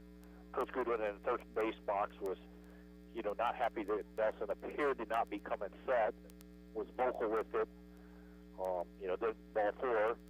So in a situation out bases, runners at first and second, just a chance to get a little time, lower his heart rate, refocus on what needs to be done. Just remind him you're still 1 pitch away from getting out of the inning. Well, we know Coach Gabe Grinder from his time at Oklahoma Wesleyan, maybe a pitcher whisperer of some kind after we saw the ERAs that those guys put up a year ago for Oklahoma Wesleyan. Definitely ace-type numbers for 4 or 5 guys on that squad. And what makes that even more impressive, Casey, is the sheer fact that they play in a bandbox, to put it lightly. Now, when they aren't playing at the local minor league stadium, and just like that, able to get ahead in the count is Nelson. He starts out Gloss with a fastball for strike 1. Good mound visit. 2 outs here in the bottom of the third. Ottawa up 8-1 on Baker. Runners at first and second for the Wildcats. 0-1 pitch. Breaking ball is high. And Rowe has had some issues with it. I'm not sure if that's the slider or if it's just one of his other breaking balls getting away from him, but it's been that pitch that's kind of given him some problems here in this inning. Yeah. Like he just doesn't have a good feel for it on the bat right now. 1-1 pitch. Breaking ball that is going to get Gloss to fish for it as he does go around through the zone. Count at 1-2 for Adam Nelson. He will face Weston Gloss. 1-2 pitch in the dirt, and Antonetti able to block it, going to third, and they're going to getting in there. Oh, no, he's going to be thrown out at third. With a great throw from Antonetti as Talby was trying to take third. A little bit of a delayed steal due to the ball in the dirt, but Antonetti gets Ottawa out of the inning. Braves do give up one, but they still lead 8-1. We head to the top of the fourth. You're listening to Braves Baseball on 1220 and 103.7 FM KOFO. Smart Ottawa shoppers know Cosentino's Price Chopper has the best rewards program in town. Only Price Chopper lets you earn points on all your purchases. Visit mypricechopper.com and start saving on food or fuel today. Shop Cosentino's, your local family-owned grocer since 1948. Save time and hassle later by checking your vehicle now to be sure all of your lights and signals are in working order, adjust mirrors, and check your tire pressure. This reminder from CarStar Ottawa. Call 242-8916. CarStar. Relax. We'll take it from here. America is kept safe because the Army National Guard responds, protects, and supports our nation when it needs them most. The Army National Guard responds to disasters such as wildfires and floods. They protect us with missile defense, cybersecurity, and civilian support teams for chemical, biological, and radiological hazards. Be there for your community and your country. Visit NationalGuard.com to learn more about part-time service. Sponsored by the Kansas Army National Guard. Aired by the Kansas Association of Broadcasters and this station. Adam Nelson gets into a little bit of trouble in the third inning, but manages to get out with only just one run allowed. Braves lead 8-1 as we head to the top of the fourth in a 7-inning game here in Game 1. As they jumped out with 7 runs in the second inning. Scored 1 in the third. Baker scored 1 in the third as they responded to that one from the Braves, but the bats have been hot so far for Ottawa, Matt. Yeah, no, the Ottawa guys have had some good swings. When they've had pitches that they could hit, they haven't missed them. So Antonetti, fresh off throwing a runner out at third, gets to lead off the inning. Quickly has to get the catcher's gear off and get locked in for a trip to the plate. Be excited to get up there and hit. Anthony will base Foster, and he hits this one to left field, and it's carrying. I don't think it's going to have enough to get to the fence. Still carrying and making the catch is Talby for the first out, and I think Antonetti knows if he would have stayed back just a little bit longer, that one is long gone. Yeah, no, he just got under, just missed it, but with the wind blowing the way that it is, the ball's going to carry here today. Well, it's 320 into the left corner and then 375 into left center. And that one was hit about 365 as it got to about the wanted track. So one out, a long out here in the top of the fourth for the Braves. Showing bunt is Jordan Henning. He pulls it back as that breaking ball's outside. But for Antonetti, why not take a chance and go after it on that at bat up 7? Exactly. Henning will take a fastball about belt high for strike one, and the count even at 1-1.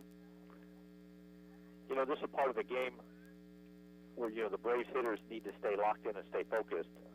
You know, you're up by 7, but you just don't want to give in and try to rush. 1-1 pitch, the Henning a little behind and swings through it for strike 2.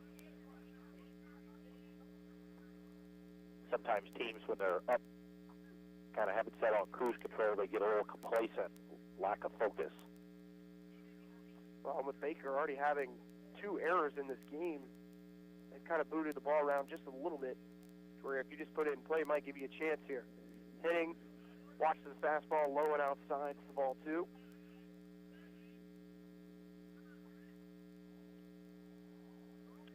Flag not moving much in left center. Feels like it's whipping around a little bit more around the backstop. 2-2 pitch, and Henning able to battle off a breaking ball out of play. Count will remain at 2-2.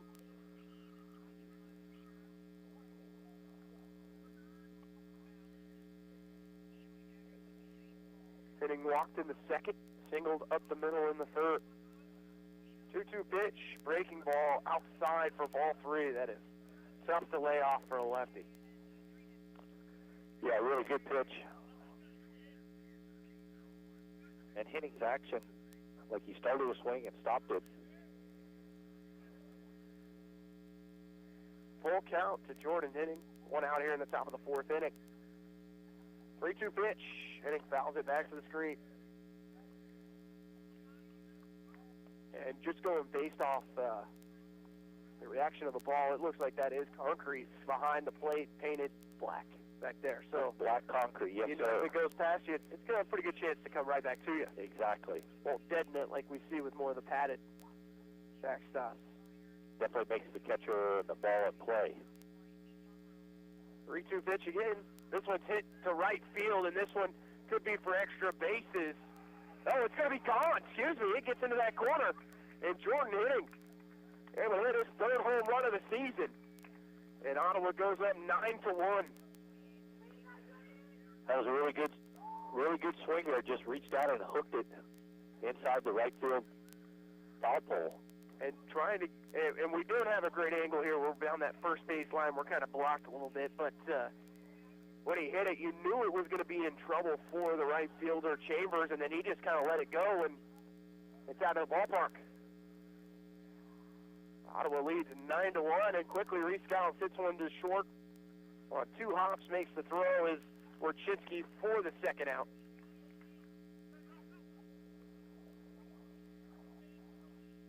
On that home run, Henning really turned on. I think at Alumni Park, that one goes for 3 probably for a triple, as that would have gotten into the corner.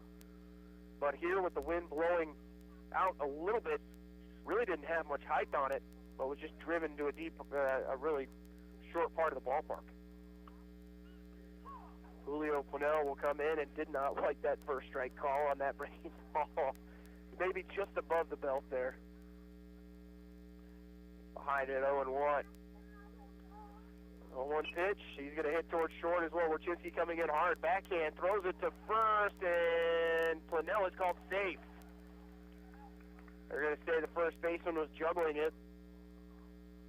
So Gloss is going to come talk to the first base umpire. Still not happy with the call there. Yeah, not at all. Not often you see the first baseman go talk to the umpire. Well, and I think Gloss was looking in the dugout for wanting Coach Goodwin to come out and maybe back him up a little bit. So 2 outs here. Ottawa with a runner at first with Julio Purnell. Jacob Sanders, who has 2 hits today, will come to the plate. He'll show bunt, and it's going to be foul as it slams off the plate. Sanders forgot to drop his bat, made it all the way to first base without. Maybe he just knew it was going to be foul, so instead of dropping it. He's taking with him just in case Gloss was still upset. A little extra protection. 2 outs here in the top of the 4th. Ottawa up 9-1, and they will throw over to Purnell. He gets in safe with that right arm.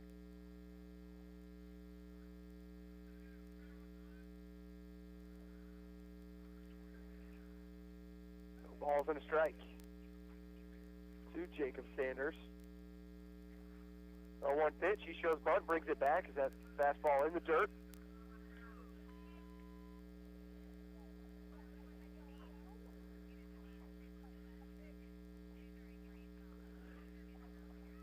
Braves leading 9-1 over Baker. Ottawa fell to Baker 5-2 back on March 27th. Got off to a great start here today, and that breaking ball does catch the outside part of the plate as it goes to 2-2. I'm a little surprised, Casey, not that it's a bad strategy, that with being up by 8 runs here with 2 outs, that Sanders is trying to bunt. It's almost like he's bunting for a sacrifice, but because he's showing so early. 1-2 pitch.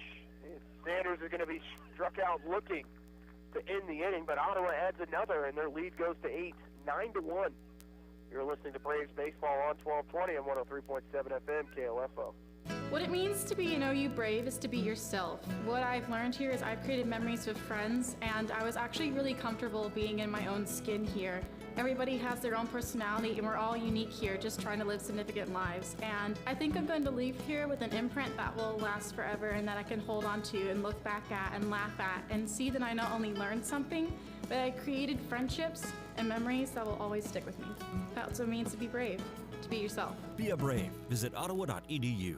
KOFO is your home for Kansas City Royals baseball in East Central Kansas. Whether it's at the K or away, you can hear all the action in 2019 on 103.7 FM and 1220. Brought to you by our title sponsor, State Farm Insurance Agent Ryan Disbro in Garnett, and our mini game sponsors who make the broadcast possible.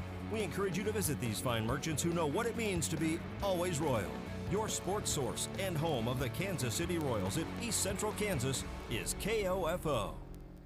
Braves leading 9-1 here in the bottom of the fourth inning, as Ottawa able to get a solo home run from Jordan Henning in the top of the fourth, as Nelson will face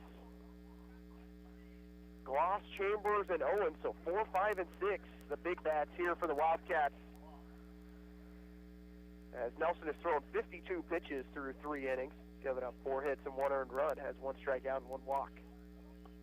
Gloss flied foul to right in the first inning, where it was caught in foul territory, and he takes a fastball in there for strike 1. Gloss was not happy with that call either. After not being happy with the call at first base towards the end of that last half inning. Right. Fastball inside this time, call the ball.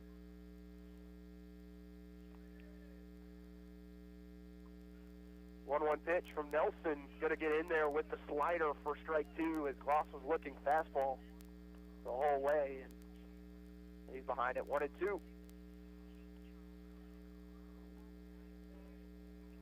1-2 pitch and striking out. Gloss swinging is Nelson for out number 1. That ball looked like it had a little bit of extra giddy up on it compared to his normal fastball. He reared back and dialed it up a little bit more. I'm really impressed so far with Nelson. Only his 5th start of the season, and someone for Ottawa that you'd like to see in a 3-game series in conference play, which he did get the win against Bethany.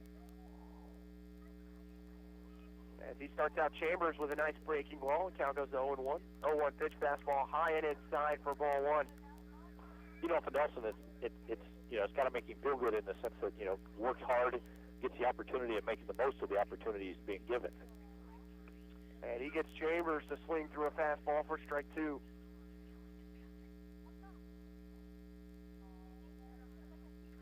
We're seeing more fastballs in this inning than we've seen probably all afternoon from Nelson. 1-2 pitch in the dirt. Chambers lays off of as Antonetti lets it go back to the screen. That kind of comes back a little bit to, at least my thought, Casey, is that, you're up by 8. Well, why not challenge the hitters? There's no reason to get fancy here. Yeah. Well, Chambers, who had a strong base hit, can do a lot of damage against the baseball. This one's hit deep, and this one could be gone to the wall. It slams off the wall, and Ariano plays it on 1 hop, but Chambers in there with a double. I knew as soon as I said something about it. Yes. Because that first at bat, he's seeing the ball well today.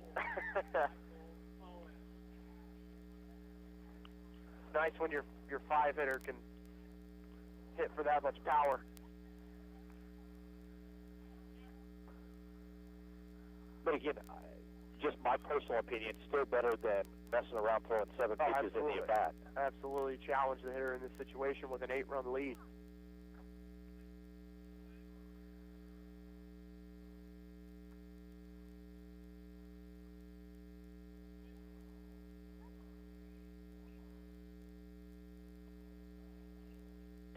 First pitch, a little low. Nelson faces the catcher, Michael Owen.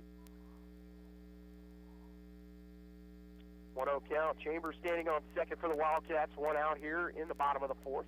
Ottawa leading 9-1. 1-0 pitch outside for ball 2.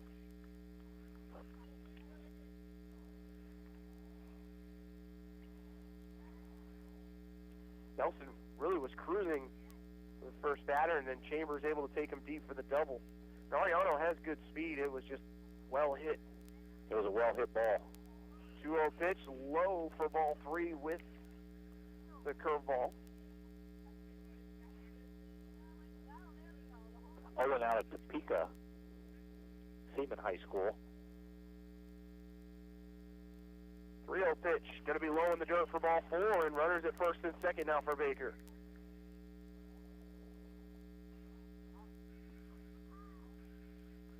And they will have a pinch runner for Owen, the catcher. Give him a chance to get the gear back on. It'll be number 8, Dylan Prokop, the junior outfielder from Topeka. Looks like there might be a little bit of action in the Braves bullpen. From what we can see here, it's located behind the right field fence. As Taylor Foss, the third baseman, will hit. Struck out swinging in the second inning. Breaking ball. See if he went through the zone. He did not with the check swing. Count goes to 1-0.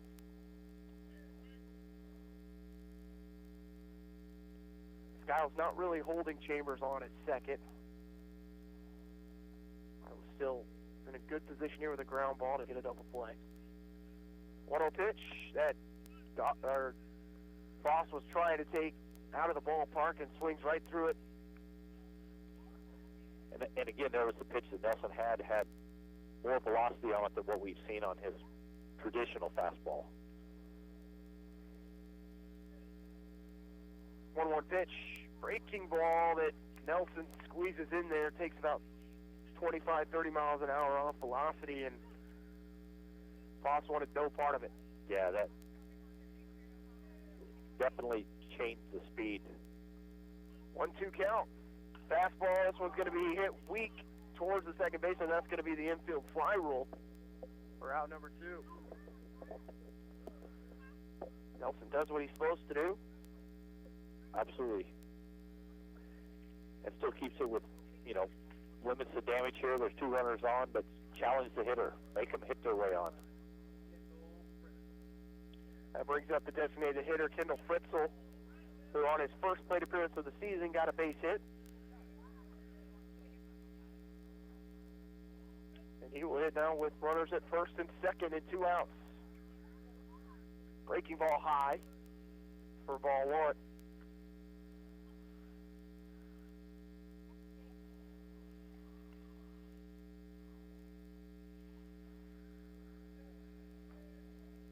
Nelson peers in, ready to go from the stretch. And they will throw over to first, no one holding, and they're going to get him out at first, and that'll do it for Baker in the 4th inning. Paramore not even holding on at first, applies the tag and gets the out. We'll head to the top of the 5th. You're listening to Braves Baseball on 1220 and 103.7 FM KOFO. You know how doctors refer you to specialists when you need specific care? Well, I'm about to do the same thing. When you need concrete work done, you need someone who specializes in concrete work. And that's C.S. Cunningham. Licensed and insured. And good. Take a look at all the great things they've done and done right. It's all right there on their Facebook page for everyone to see. Then give them a call. Free estimates. Top-notch results. C.S. Cunningham, 785-242-7101. KOFO and State Farm agent Ryan Disbro are at it again, sending you to the K to see the Kansas City Royals this season. To win tickets, register at Ryan's State Farm office at 504 Redbud Avenue in Garnett. And you could be there to see the Royals host the Cleveland Indians on Saturday night. We'll announce the winner on Thursday during the Brad Howard Early Morning Show. Merrifield lines run up the right field line. That is a fair ball. The hitting streak continues to live, and Witt on his way to second, sliding in safely with a double. Register now to see the Kansas City Royals from State Farm agent Ryan Disbro and KOFO. Ottawa leads 9-1, here in the top of the 5th inning. And some nice defense there by Ottawa to prevent Baker from really getting back in the game. Runners at first and second and 2 outs, able to get the pick off at first base. Yeah, that's huge to give the Braves off the field and back into the dugout and a chance to hit a little bit of an unorthodox pickoff play. I've never seen that where the first baseman not even holding on, but manages to apply the tag. As Ottawa's top of the lineup, 1, 2, and 3 will bat here in the 5th. Ariano, Bannister, and Paramore. As Ariano takes fastball outside for ball 1. 1-0 pitch. Same spot for ball 2.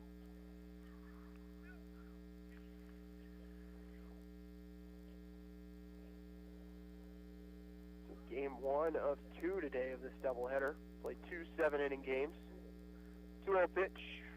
Breaking ball does sneak in there for strike one.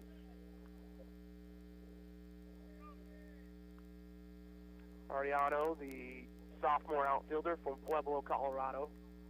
Transfer from Colorado State University, Pueblo. 2-1 pitch. Ariano turns on a hit right at the second baseman, who just takes it on one bounce. Parenti with a nice play as that ball was smashed right at him. It was. You could say that knows how to play the whole field there. Stays back, lets the ball come up. Well, when you're at second base too, you've got a little bit more time than maybe the shortstop or the third baseman, where you might have to come in on that one. In that case, it was hit so hard that Parenti didn't really even need to move. He was already playing on the edge of the infield. Bannister swings at the first pitch, fouls it at the plate.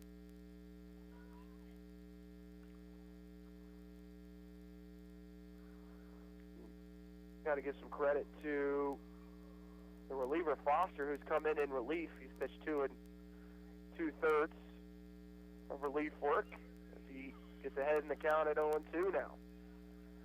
Yeah, he's done a pretty good job of keeping the Braves off balance. 5 hits, 1 earned run. Straub ended up being charged with 7 earned in an inning and 2/3. 0-2 pitch. Bannister hits this one to right field. Chambers takes 2 steps back and makes the catch for out number 2. Does look like Baker has a little bit of activity in their bullpen.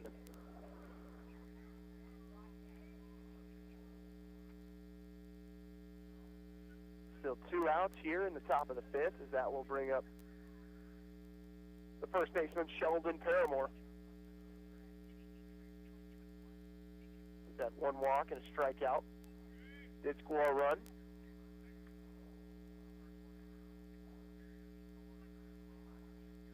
This is the second game in a row Ottawa's managed to score 9 runs. They did win the finale in Lindsburg on Sunday against Bethany.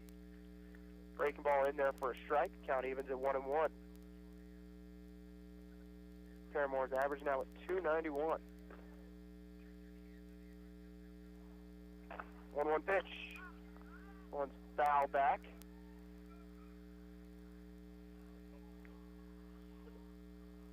Count at 1-2. I think that foul ball ended up in the middle of the track meet. I think it might have, yeah. We heard a couple of those gunshots go off from the track meet. 1-2 pitch. Breaking ball that almost got Paramore to chase early, but it does get fouled back out of play.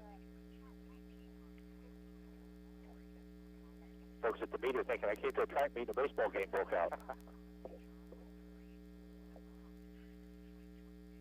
1-2 count, 2 outs here in the top of the 5th. Ottawa leading 9-1. Pitch to Paramore. He hits this one, and it's going to get in between the first baseman and second baseman. Goes off the glove of Parenti into right field, where Chambers will pick it up. But a base hit for Sheldon Paramore. Yeah, nice piece of hitting there by Sheldon. Just stayed back on the pitch and just pulled it between the first baseman and second baseman for a solid base hit. Well, we've seen Ottawa, especially in that massive second inning, do damage with 2 outs. We'll see if they can continue to add to their lead, up 9-1 on Baker here in game 1. I'll bring up the pitcher, Adam Nelson. Breaking ball outside for ball 1 from Foster. Foster's now thrown 54 pitches.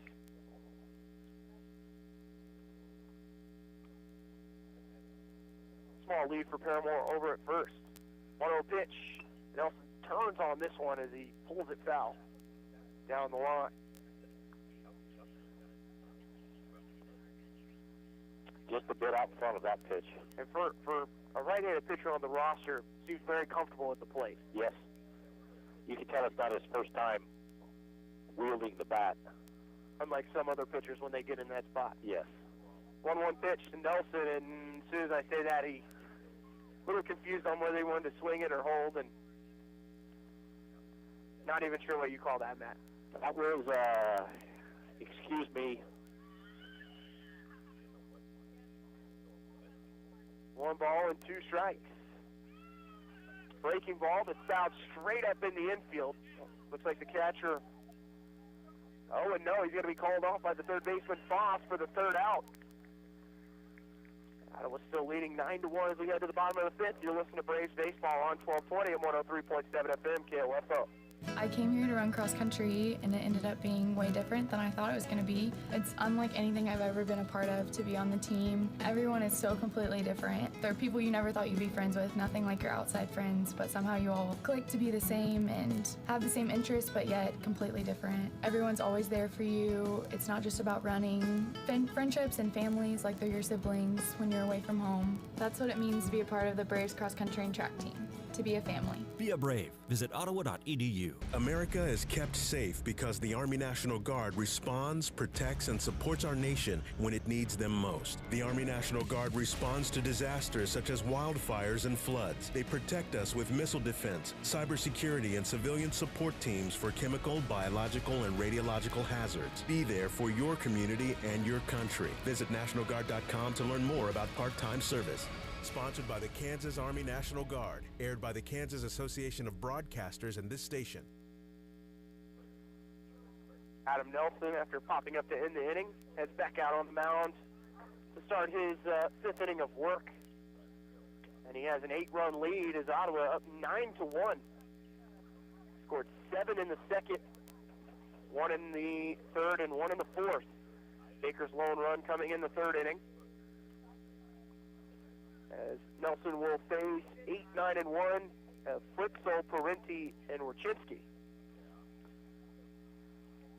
Nelson looks really comfortable on the mound today, Casey. And for making only his 5th start of the season, been pretty impressive. Midweek starter for this team. Kendall Fritzl, first batter of the inning, single to center in the third inning. He swings through a high fastball for strike one.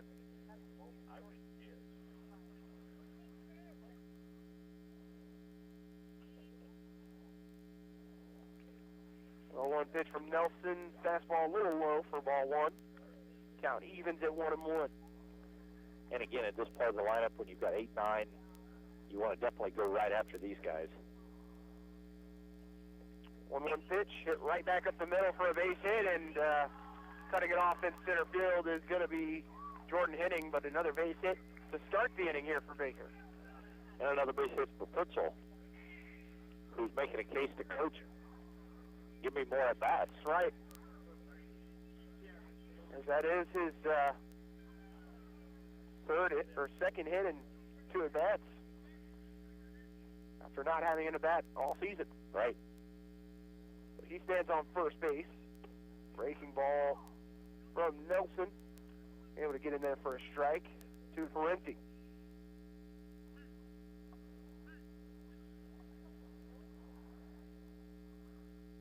Oh, 1 the count.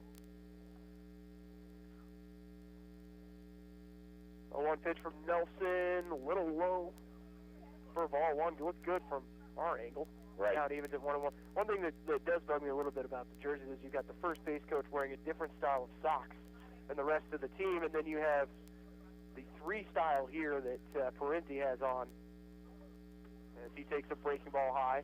And then in the on-deck circle, you have Warchinski wearing a different style of socks. Right. The Uni-Watch guys would not be happy. They would like that the socks are showing, yes, but not that they're all different styles. Which the stirrup, long sock look in college is a go-to all day, every day for me. But that's a discussion for another time. It's a fastball outside from Nelson, gets to count to 3-1. I know Lady Braves softball, all of them wear the exact same look. So let's hit towards third, maybe a double play here for Ottawa. Pannell to second for 1, over to first, and not in time as Parenti beats it out, but Ottawa does get the lead runner. That was a good turn. Pannell got the ball quickly and out, and Skiles got a good turn. Parenti just too much speed, I think, going down the line, but nice job by Pannell to get the lead runner. Absolutely. And again, with an 8-run lead, we'll take outs. That's right. So 1 out here in the bottom of the 5th for Warchinski. Breaking ball to start Warchinski off for a strike.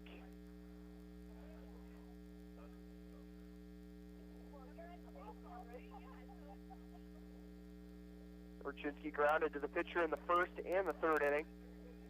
So he is 0 for 2. 0-1 pitch. This one's hit towards center. Dipping away from hitting. He cuts it off. Going for 3 is Parenti, and he's going to slide in safe as the throw gets there a little late. So runners at the corners with 1 out. So just a good piece of hitting right there. Challenged him with the fastball, and he smashed it into center field. You know, Orchinski, when he gets to the plate, not looking to sit back there and take any pitches. He's looking to jump on that first one like he did in that at bat. Exactly.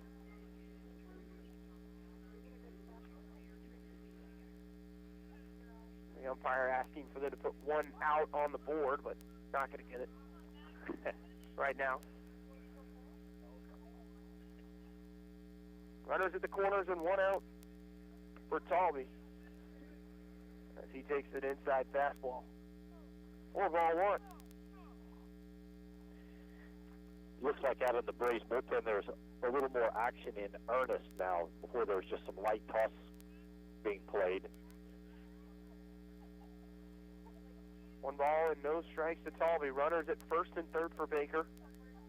Ottawa leading 9-1. 1-0 pitch, high for ball 2.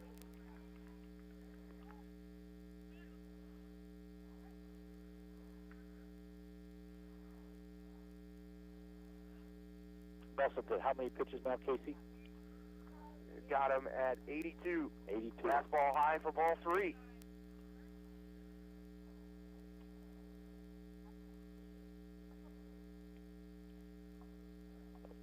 The count to Talby, and with the heart of the lineup behind him, don't want to lose him here as he will take a fastball for strike 1.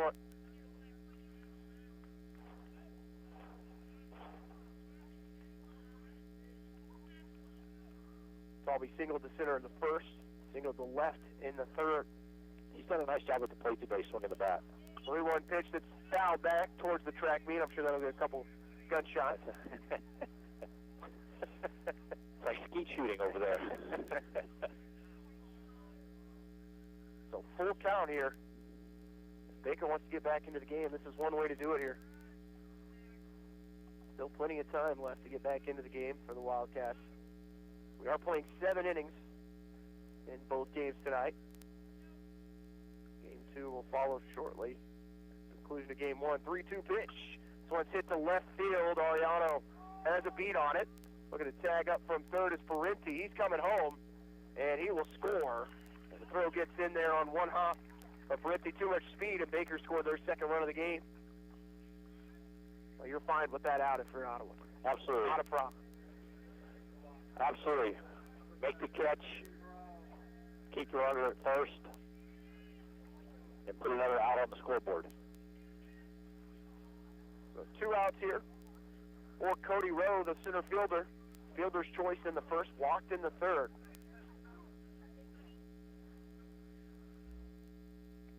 Still a runner on first here for Baker. Breaking ball in there for strike 1 from Nelson as the wind picks up here. That's Sauter Field. Braves leading 9-2. 0-1 from Nelson, breaking ball in the dirt. Antonetti again on top of. Nice work back there to keep that ball in front of him and out front. As he works on his helmet. With the Yadier Molina face mask. Yes. Baseball purists wouldn't like that hockey mask look, but 1-1 pitch coming from Nelson. Fastball that is fouled off the bat. Unable to get it through the zone, and Rowe not happy there with himself. Not at all. And speaking of masks, the other night, Casey, I was watching, might have been a Red Sox game, and the catcher actually had, like, springs between the mask and the helmet, like shock absorbers. Wow. To take the... A little bit of sting out of it. Out of a little bit of the sting. Breaking ball high, count goes to 2-2. When you grow up watching Pudge Rodriguez, there's only one way to wear your helmet. Exactly. Even as a left-handed catcher playing in the RYA back in North Ocean Hills, Texas, you had to be a purist. 2-2 pitch. almost catch the inside part of the plate, and Antonetti gives a little bit of a sideways look. I think Rowe made a little bit of a meal out of it that time and able to maybe trick the umpire just a tad. Yep, a little over-exaggeration with how close it was. So full count, 2 outs, bottom of the 5th inning. Ottawa up 9-2, runner on first. Breaking ball popped up in the infield. 3 players converge, and Nelson ends up making the catch from the pitcher's mound for the 3rd out. Ottawa leading 9-2 as we go to the 6th. You're listening to Ottawa Braves Baseball on 1220, 103.7 FM KOFO. This is Craig Dingle of Dingle & Son Mortuary. Pre-arrangements make the difference of a family that is stressed and a family that is free to grieve, to celebrate a life. Consider making your pre-arrangements to lift the burden.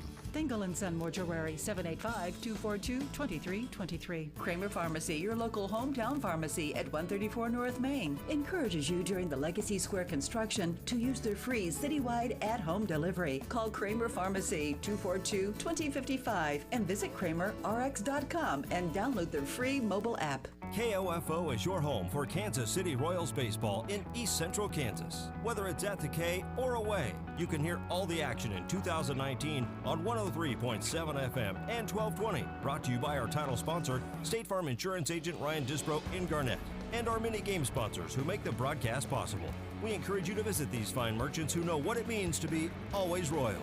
Your sports source and home of the Kansas City Royals in East Central Kansas is KOFO.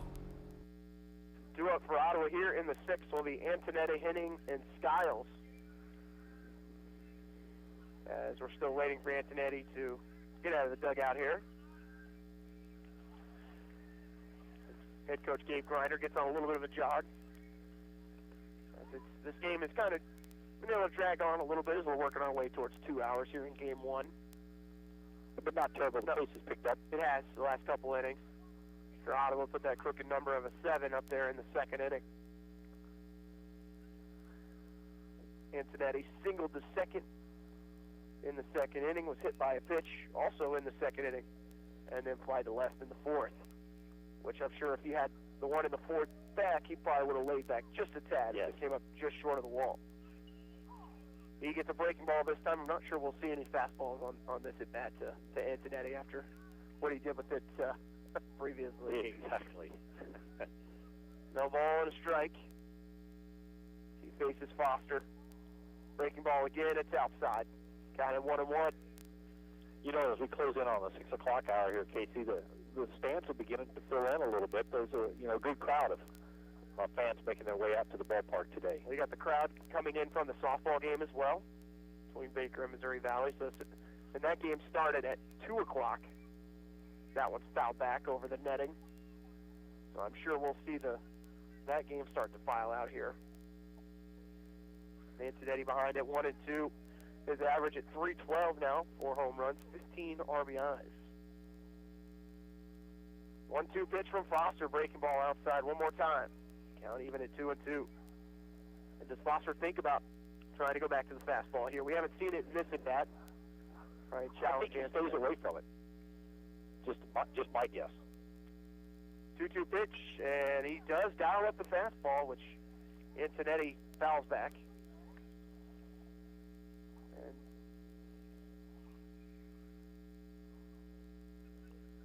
count remains at 2-2. Top of the 6th inning, Ottawa up 9-2, 2-2 count. Pitch is just inside with the breaking ball. Antonetti was very confident that was a ball or completely full. I think it might have been the latter. 3-2 pitch to Antonetti, and he fouls one back one more time. Good battle here between Elliot Antonetti and Aaron Foster.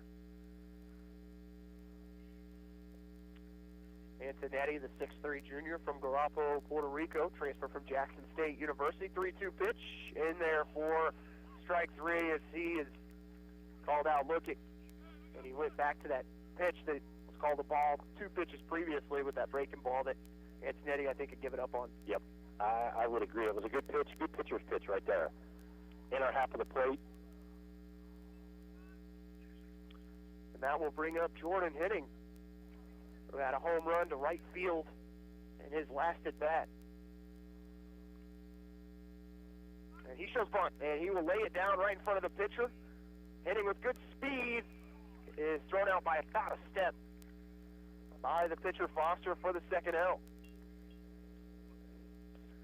You know, I think on that bunt play, Casey, if he pushes it another 10 feet to the third baseline, he's safe. Well, and the third baseman was playing about mid-bag there. Wasn't on the grass by any means, but I think you're exactly right. If he plays that just a little more down third, force the third baseman to come in. It brings up Reese Skiles. Skiles hits this one down third baseline foul, and that took a wicked hop at the end, but does remain foul. Third baseman knew to come and get it. Don't let it hit the grass. Don't let it hit the grass. Yeah. The field here at Baker, they've got the grass is cut well off the baseline, both foul and fair territory. Reminds you a little bit of some of the spring training practice fields you see out in Surprise, Arizona. Yes. 0-1 pitch. Maybe work on your base running a little bit on those fields. Yes. Maybe not so much of taking the grounders, but as Skiles takes a breaking ball for strike two. Behind in the count here at 0-2 with 2 outs. And stepping off the rubber will be Foster.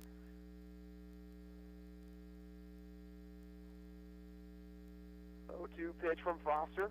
Fastball high for ball one. I know the last 2 bats, Skiles has grounded out to Wyshynski, former teammates. He's grounded out all 3 times. All 3 times. All 3 times to short.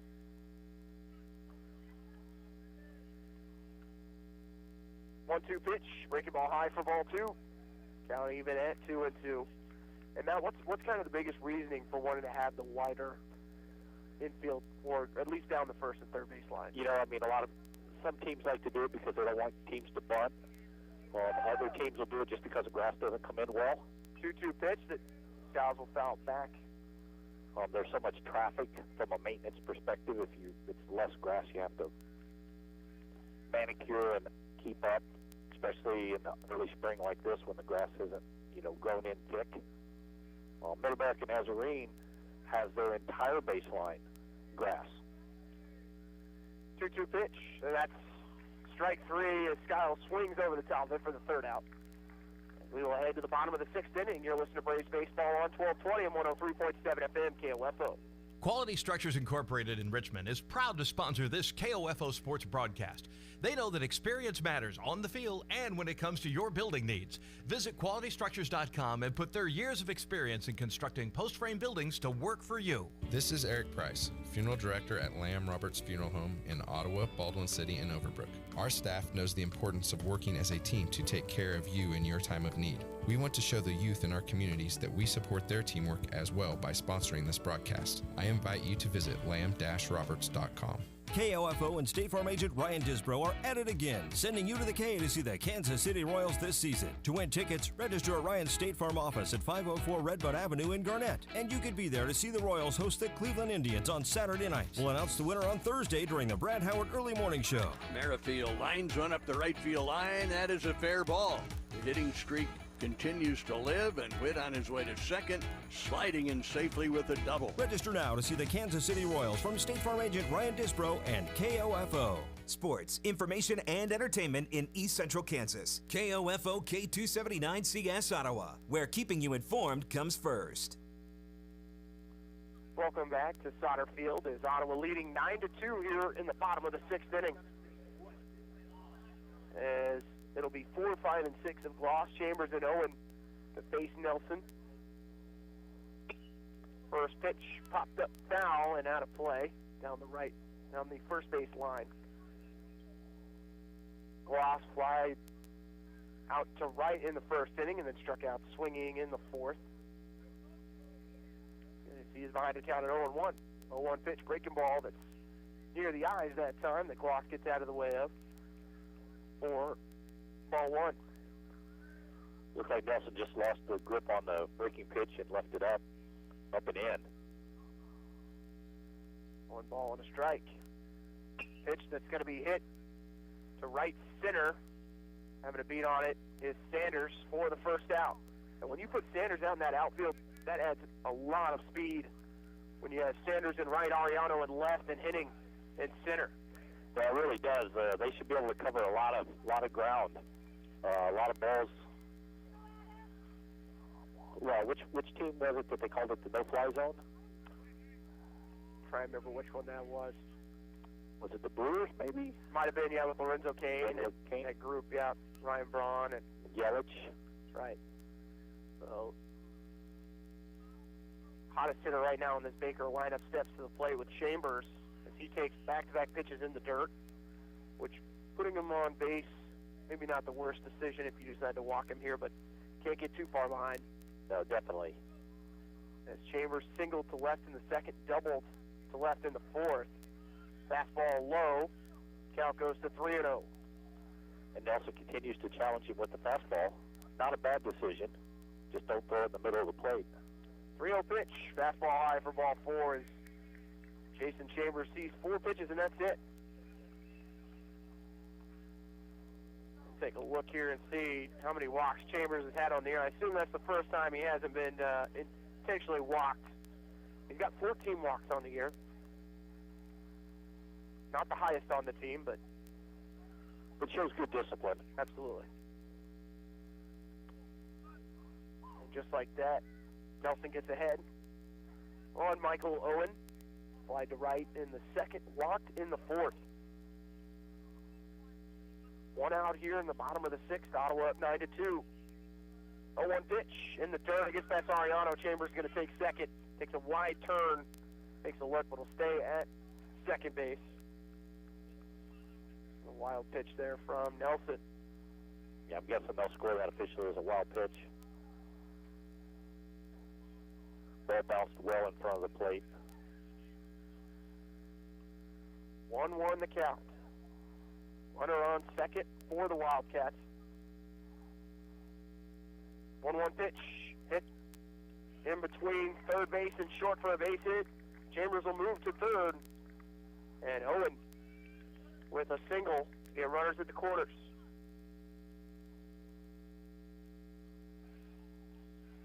And the last time Owen was standing on first, they did pinch run, and the man who replaced him, number 9, Matt Hill, was thrown out. Got caught looking and was picked off first base. Yes. And kind of that awkward back pick play. It looks like we are going to have a pinch hitter here, Matt. It's going to be Daniel Bryant, number 30, sophomore outfielder from, number 1. My apologies, they're going to say it is actually going to be Cooper Carlin. On the score, they had it as Daniel Bryant. Right. So it will actually be number 1, Cooper Carlin. Shortstop, 5'7", 175 from Lawrence, Kansas, a transfer from Pitt State. Make that Pittsburgh State for those of us that aren't from the state of Kansas listening in. You drop a Fort Hays or, a Pitt State reference. Mo West, Don't want to alienate all the listeners. That's right. That's right. So 1 out, runners on the corners here for Baker. Nelson trying to work through a jam with 1 out as first pitch in the dirt off the chest of Antonetti.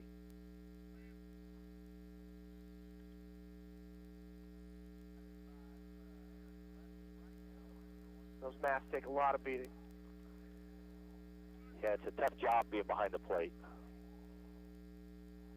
Always a need for catchers, though. 1 ball and no strikes. Fastball inside this time to Carlin for ball 2.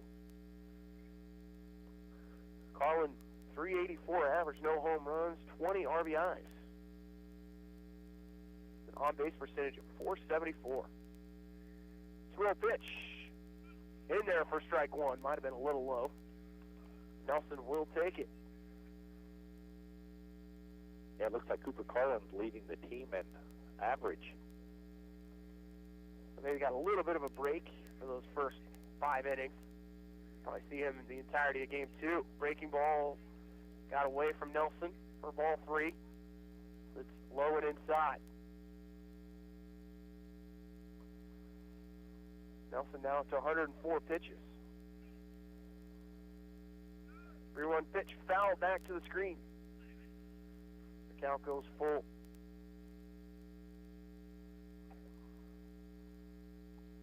talk about comparisons with the Astros. I think the Astros have someone else that plays second base. It's about Carlin's size that can make some plays too.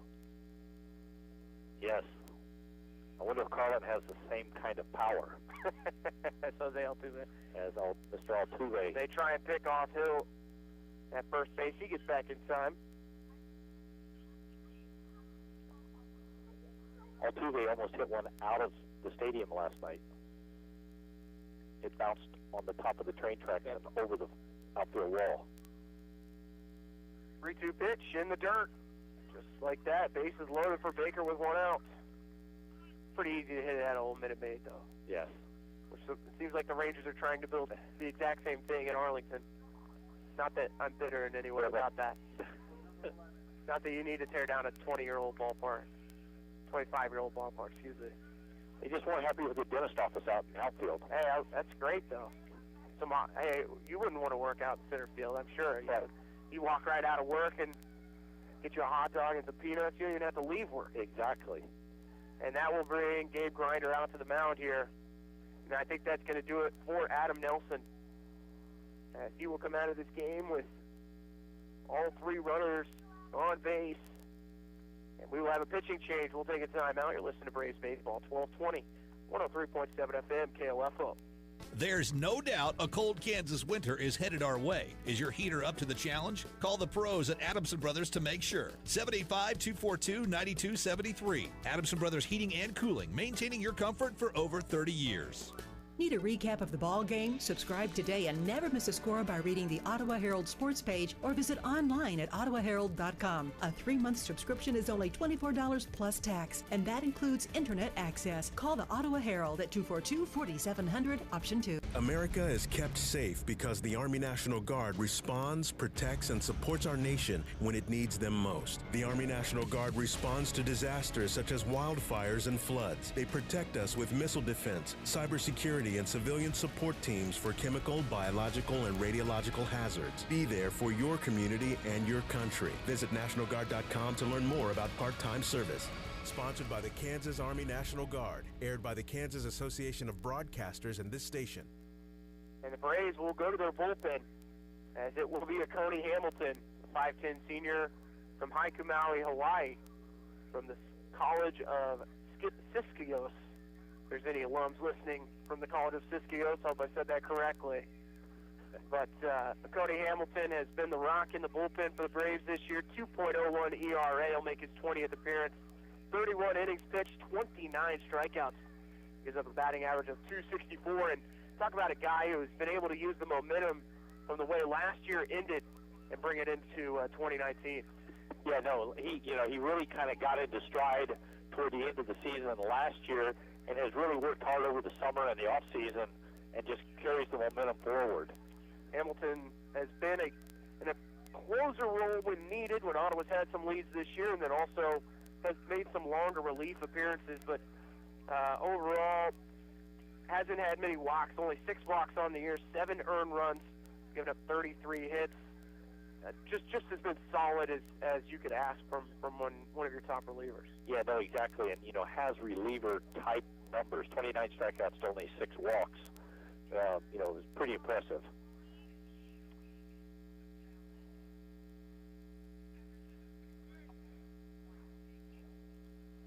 So facing Hamilton, and I believe actually that is going to be, my apologies, that is Daniel Rosas. So that number that's on the back is 27, not 22. Tough to see with those fonts. So that is Rosas, who's also had a great year. So when Cody Hamilton does come in, everyone knows his story. His story. So he will face Fritzl. It'll be Rosas. We'll give you his stats here in just a second. And Rosas with a fastball in the outside corner for strike 1. Rosas making his 9th appearance, 9 innings pitched, 7 strikeouts in those 9 innings. He gets ahead at 0-1 on Fritzl. Breaking ball in there for strike 2. And I believe they even announced over the PA that it was a Cody Hamilton. Exactly. So, a little surprising. But Rosas ahead at 0-2. You're on Fritzl, bases loaded. for Baker, trailing 9-2. Breaking ball almost catches the outside corner. Fritzl lays off. Scout goes to 1-2. Rosas, the junior from Los Angeles, California, went to East Los Angeles College.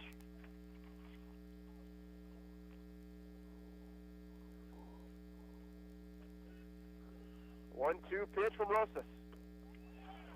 And he's going to get him looking as Fritzl waited around in the box.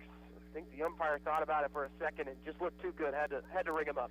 It was a really good pitch. It's been at the knees all day. The strike's been being called there. And a pinch hitter here for Baker. It is going to be number 34, Martin Radosevich, the junior first baseman from Kansas City, Missouri, transferred from the University of St. Thomas in Minnesota. A Division III school, I believe. Casey. Correct, a basketball powerhouse. Basketball powerhouse, absolutely. Currently, I read an article the other day in the process of being kicked out of their own conference for being too good. Too good. In football. So they also have an enrollment about 4,000 more than anyone else in their conference. So that makes it really tough. So Radosevich, one of the top averages on this team, batting .327. 2 homers, 23 RBIs. Rosas has to be careful here. But he starts it out with a break ball in the dirt for ball 1. They list Radosevich 6'1", 220. That might be holding off a few lbs there, Matt. Yes. As he is built solid. 1-0 pitch from Rosas in the dirt one more time. Count goes 2-0.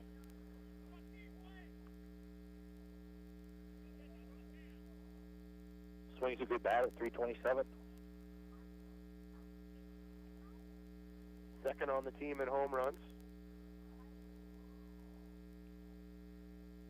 And he is ahead in the count here at 2-0. 2 outs here in the bottom of the 6th. Bases loaded for Baker, down 9-2. Fastball from Rosas in there for strike 1. Good pitch there, right at the knees on the outer half of the plate to the left-hander. And Rosas, we watched him pitch against Friends, seeing definitely increased velocity coming out of the pen here today. 2-1 pitch, breaking ball inside and low for ball 3. Yeah, I think you're right, Casey. A little more velocity today than what we saw. The DRA currently sitting at 8 on the year. 3-1 pitch. And this one's hit to right field and deep. And that ball is foul. And Radosevich thought he had himself a grand slam. You know, from our angle here, it's really hard to tell. It was hit a long way. It was hit a long ways.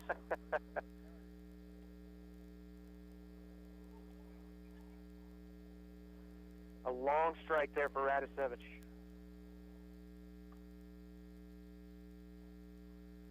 And it's not a tall foul pole by any means, Matt. No. So anything that's above that,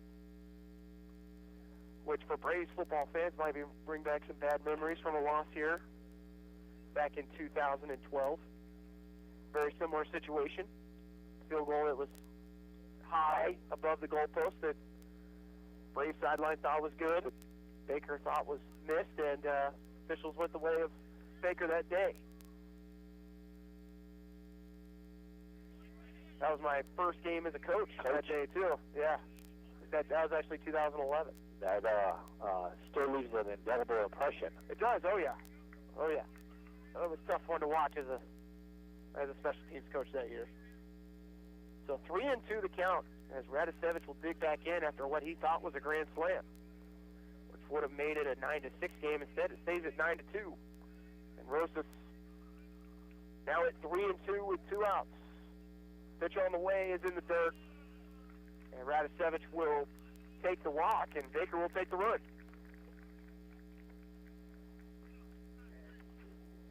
And there's time called here by the umpires. There will be a pitch runner. And now we're back to the top of the lineup here with Brian Morchinski. Looks like a re-entry. Number 3, Perinetti. Yeah, Perinetti comes in, and I believe we will definitely see Radicevich in game 2. I would think so. Because I'm not sure that ball's landed, to be quite honest with you, Matt. I never actually saw that it left a mark on the ground, but luckily for Ottawa, for now, lead it 9-3, bottom 6. Breaking ball from Rosas. Doesn't get the call this time. That's called the ball. Now here with 2 outs still. Remind your pitcher, 1 pitch away from getting out of the inning. Limit the damage. It's a 6-run game. 1-0 pitch. Fastball swinging over the top of it is Warchinski for strike 1. Swung so hard his elbow guard came off. He's got a couple guards on. He's got the one on the leg, one on the elbow. Sometimes you just kind of lose track of them. Yes. 1 ball and 1 strike. Breaking ball hit back up the middle, coming in hard as the shortstop, and Skiles actually able to pick it up and step on the bag. A smart play by Reese Skiles at second to end the inning. So minimal damage there done to the Braves as they lead 9-3 going into the final inning of Game 1. You're listening to Braves Baseball on 1220 and 103.7 FM KLFO. Have you ever walked into a business and been treated so well by the people that work there, you can tell they were meant to do what they do? That's what you feel when you walk into Sutton's Jewelry in downtown Ottawa. For more than 50 years, you've been treated with personal service and attention while being shown the best in high-quality jewelry and accessories. If you want to drive out of town, be treated like a number so an associate can make a commission, and walk out with jewelry like everybody else, go right ahead. But for a unique jewelry buying experience, walk into Sutton's Jewelry at 213 South Main in downtown Ottawa. Open Tuesday through Friday 10 to 5:30, Saturdays 10 to 2. KOFO is your home for Kansas City Royals baseball in East Central Kansas. Whether it's at the K or away, you can hear all the action in 2019 on 103.7 FM and 1220. Brought to you by our title sponsor, State Farm Insurance Agent Ryan Disbro in Garnett, and our mini game sponsors who make the broadcast possible. We encourage you to visit these fine merchants who know what it means to be always royal. Your sports source and home of the Kansas City Royals in East Central Kansas is KOFO. Braves able to keep the damage to just 1 run after what could have been or was perceived to be a grand slam from Radicevich. Just turns into 1 run, and the Braves still have a 6-run lead, but Daniel Rosas comes in, does his job. Absolutely. Keep the lead at a safe distance here. Absolutely. You know, Baker, you know, they're going to battle every out for this game. I mean, down 6, their coach is still going to have them challenge, you know, to play hard. And for some of these guys, this is an opportunity to show the coach that they deserve to get more playing time. 8-9-1 for the Braves here in the top of the 7th. As Julio Planell will take a breaking ball inside for ball 1, and having quite a good relief appearance is Aaron Foster, now 4 1/3, and starts Planell with back-to-back balls as that fastball is high. Planell here in Game 1 grounded his 3rd in the 2nd, was hit by a pitch in the 3rd, singled to short in the 4th. 2-0 pitch to Planell, in there for strike 1 with the fastball right at the knees. Yeah, Foster's done a nice job of keeping the Braves off balance here for the last 4+ innings. 2-1 pitch from Foster, reaching out and just lacing it into center field as Planell for another base hit. His 2nd hit of the day. Just a nice pitch hitting. That ball was kind of an off-speed pitch that was left up in the zone, and Planell just threw his hands at it and served it into center field for the base hit. After taking that hit by pitch in the 3rd inning, wasn't sure if Planell was going to continue to play. Yeah. They're getting hit on the wrist. Come out and had 2 really good at-bats. We'll bring up Jacob Sanders, the 9-hitter, here in Game 1. First pitch to Sanders, who shows bunt. Fastball outside for ball 1.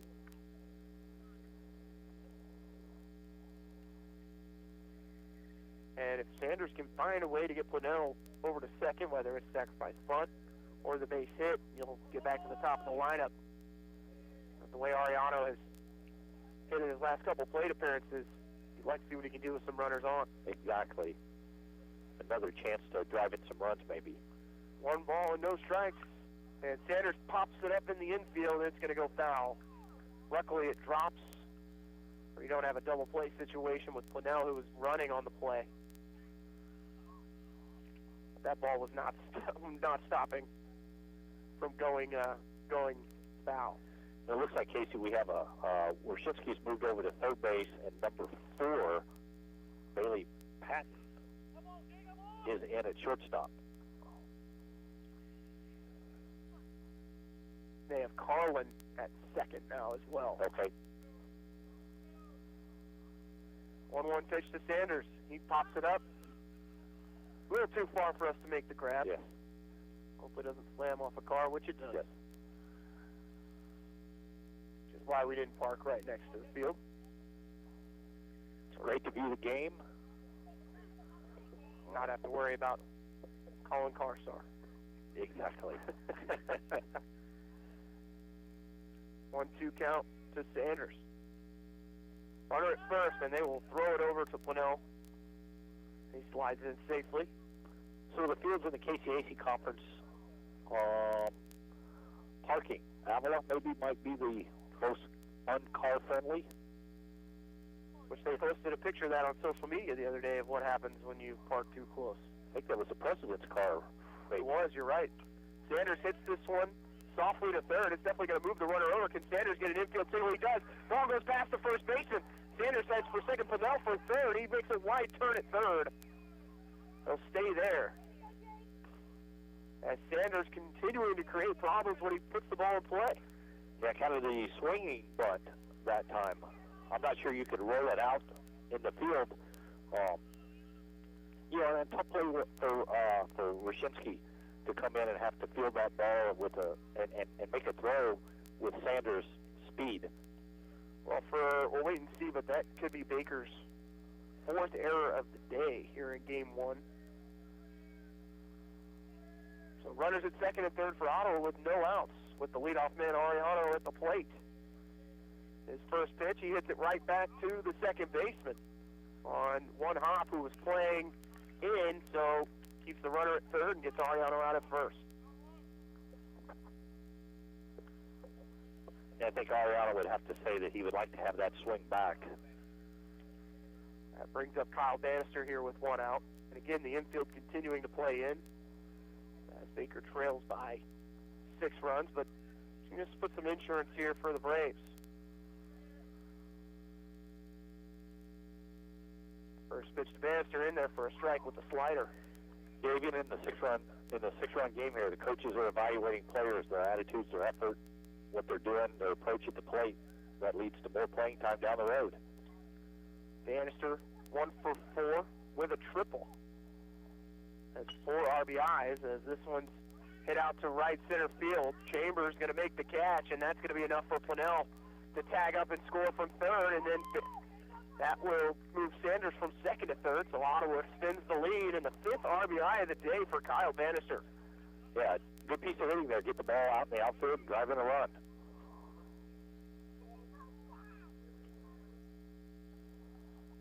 Two outs. As Ottawa responds to the run they gave up in the bottom half of the 6th with 1 in the 7th. As they now lead 10-3. First pitch to Paramore, high and inside for ball 1.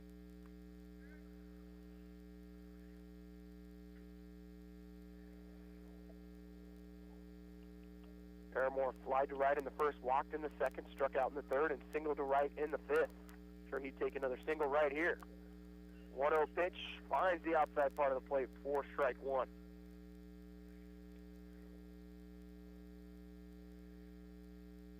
So a ball and a strike to Paramore. 1-1 pitch. Paramore hits this towards third. Wyszynski up with it. On 2 hops goes the first for the out, but the Braves do score 1 as they now lead back to 7 at 10-3. You're listening to Braves Baseball on 1220 and 103.7 FM KOFO. The Ottawa Recreation Commission is your place for activities and other programs designed to keep the members of our community active and healthy. Visit us at the GOT building or online at orcottawas.org to see recreation options for all ages. Ottawa Recreation Commission, bring recreation to life. Hi, everyone. This is Denny Matthews, the voice of the Royals, and you can hear Royals baseball all season on your source for information and entertainment in East Central Kansas, 1220 and 103.7 FM. KOFO. What it means to be an OU Brave is to be yourself. What I've learned here is I've created memories with friends, and I was actually really comfortable being in my own skin here. Everybody has their own personality, and we're all unique here, just trying to live significant lives. And I think I'm going to leave here with an imprint that will last forever and that I can hold on to and look back at and laugh at and see that I not only learned something, but I created friendships and memories that will always stick with me. That's what it means to be brave. To be yourself. Be a Brave. Visit ottawa.edu. Kyle Bannister with 5 RBIs today has led the Braves and gotten them out to a 10-3 lead with 3 outs left here in Game 1. Daniel Rosas on the hill to finish it off here. He will face hitters 2, 3, and 4 of Talby, Rowe, and Gloss.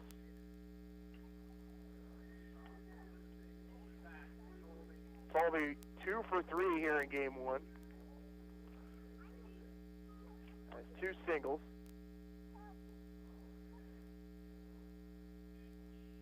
First pitch, high and outside for ball 1. He's had a really good approach today at the plate, Casey. He's really hit the ball hard in both of his hits. 1-0 pitch. In there for strike 1 from Rosas with the fastball right at the belt.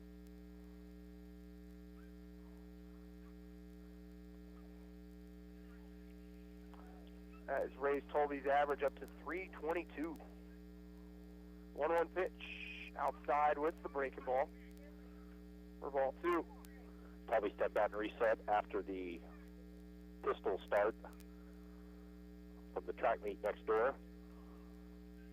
2-1 pitch. Low and inside, I guess, from Rosas. Count at 3-1. 3-1 pitch. In there with a fastball for strike 2. The count full.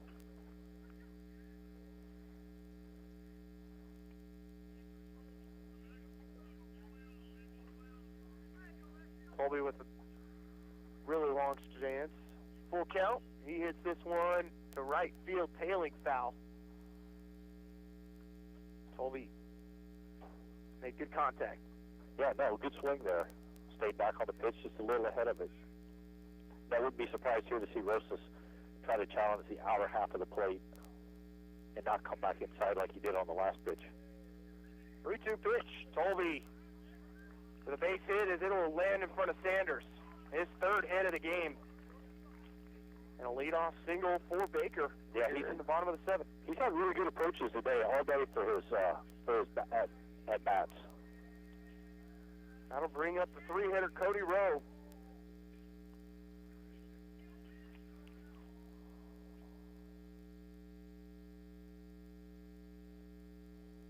Runner on first, no outs here in the bottom of the 7th. Ottawa up 10-3. Rowe with a fastball inside for ball 1 from Rosas. Fielder's choice in the 1st, walked in the 3rd, and popped to the pitcher in the 5th. Good lead from Tolby at first base. Rosas with another fastball. This one low again for ball 2.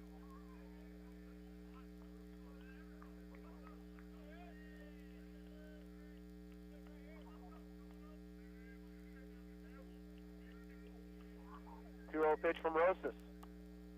Fastball catches the inner part of the plate for strike 1. Rosas has thrown 23 pitches. He came in relief in the 6th. 2-1 pitch. Popped up and out of play. Count evens at 2-2. You know, at this point in the game, you know, it works to the Braves' favor to challenge the hitters continue. You don't want to get the Braves dugout fans involved in some excitement. 2-2 pitch from Rosas. Breaking ball hit back up the middle. It's another base hit. As unable to get there was Bannister. It was hit just a little too hard as it got between Bannister and Skiles at second base, and back-to-back singles for Baker. Here in the final inning, game one. It brings up cleanup man Gloss, who was 0 for 3 today, and 1 strikeout. First pitch of the at-bat, breaking ball in there for a strike, and even though Roses has given up those 2 singles, he's forced the Baker hitters to put it in play, thrown some good pitches, just they've been able to make some changes at the plate and drive the ball. Exactly. They make good adjustments. 0-1 pitch, in there for strike 2, went right back to the breaking ball. And Rosas ahead at 0-2. When you're a pitcher and you're aggressive at this point in the game, you want to keep your defense involved, so more strikes, balls in play help keep the defense engaged in the game.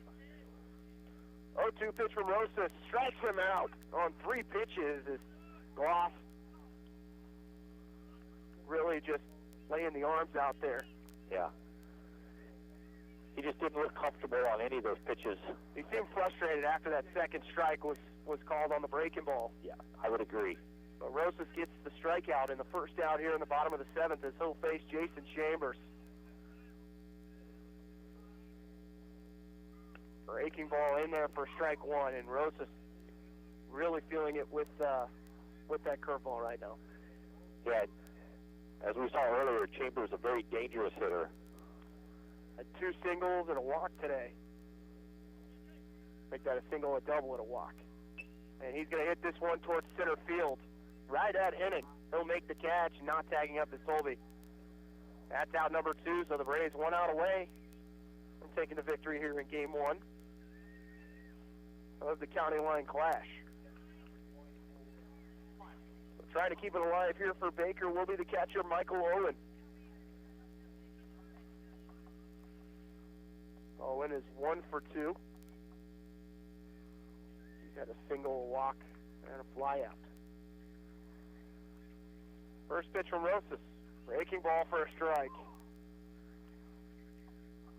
He has found his groove over the last couple of hitters. Always nice to find it when you're facing the cleanup hitter and then the biggest bat in the lineup right after that. Exactly. 0-1 pitch. Just misses with the breaking ball. Count goes to 1-1. Well, again, this is a good opportunity for Rosas to make his case that he deserves an opportunity for more innings for the Braves as the season goes along. 1-1 pitch. Cue down the right field line, foul. Rosas ahead at 1-2.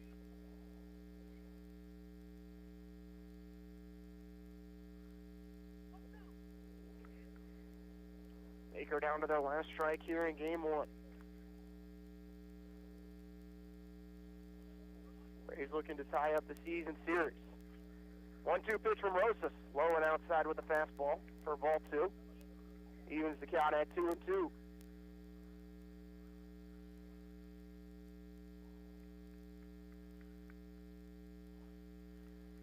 Runners at first and second for the Wildcats. 2-2 pitch here to Owen. And he's going to get him looking. And the Braves finish off Baker here in game 1, 10-3. In impressive fashion as they score 7 runs in the second and hold Baker to just 3 here in game 1. We'll take a break. You're listening to Braves Baseball here on 1220 and 103.7 FM KLFO. When nasty dark spots and stains invade your home's floors and upholstery, wait, it's a truck, SUV. No, it's Stan's cleaning service van to the rescue. With over 40 years of experience, Stan is a superhero at battling villainous stains and spots, using hot water extraction steam to clean carpet, upholstery, grout, and tile. And VCT tile maintenance, your home will shine and smell Oh, so good. Let Stan be your cleaning man. Call 785-418-2463. KOFO and State Farm agent Ryan Disbro are at it again, sending you to the K to see the Kansas City Royals this season. To win tickets, register at Ryan's State Farm office at 504 Redbud Avenue in Garnett. And you could be there to see the Royals host the Cleveland Indians on Saturday night. We'll announce the winner on Thursday during the Brad Howard Early Morning Show. Merrifield lines one up the right field line. That is a fair ball.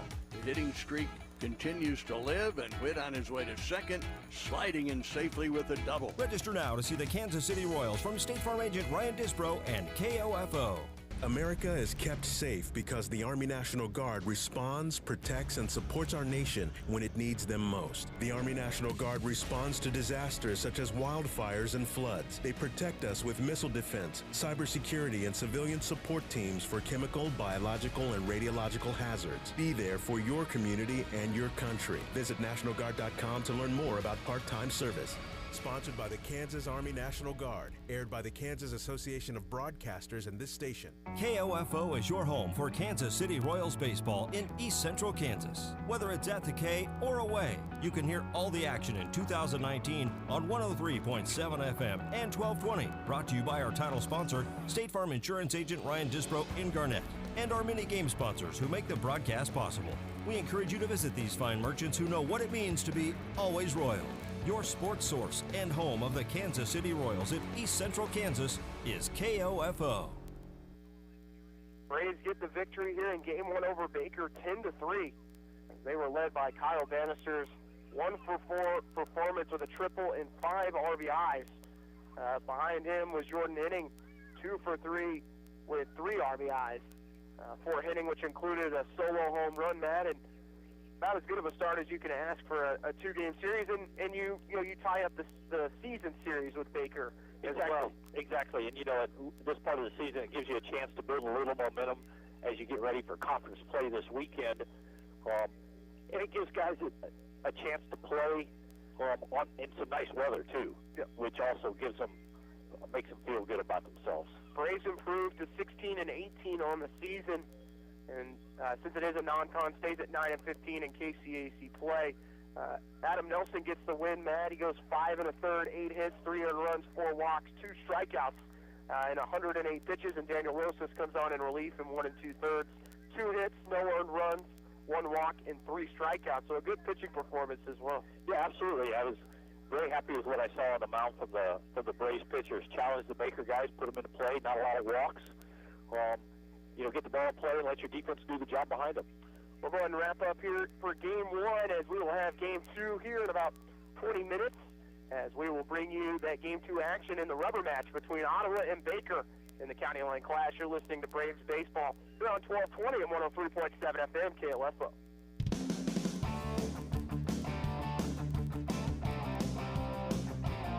We hope you enjoyed this OU Brave Sports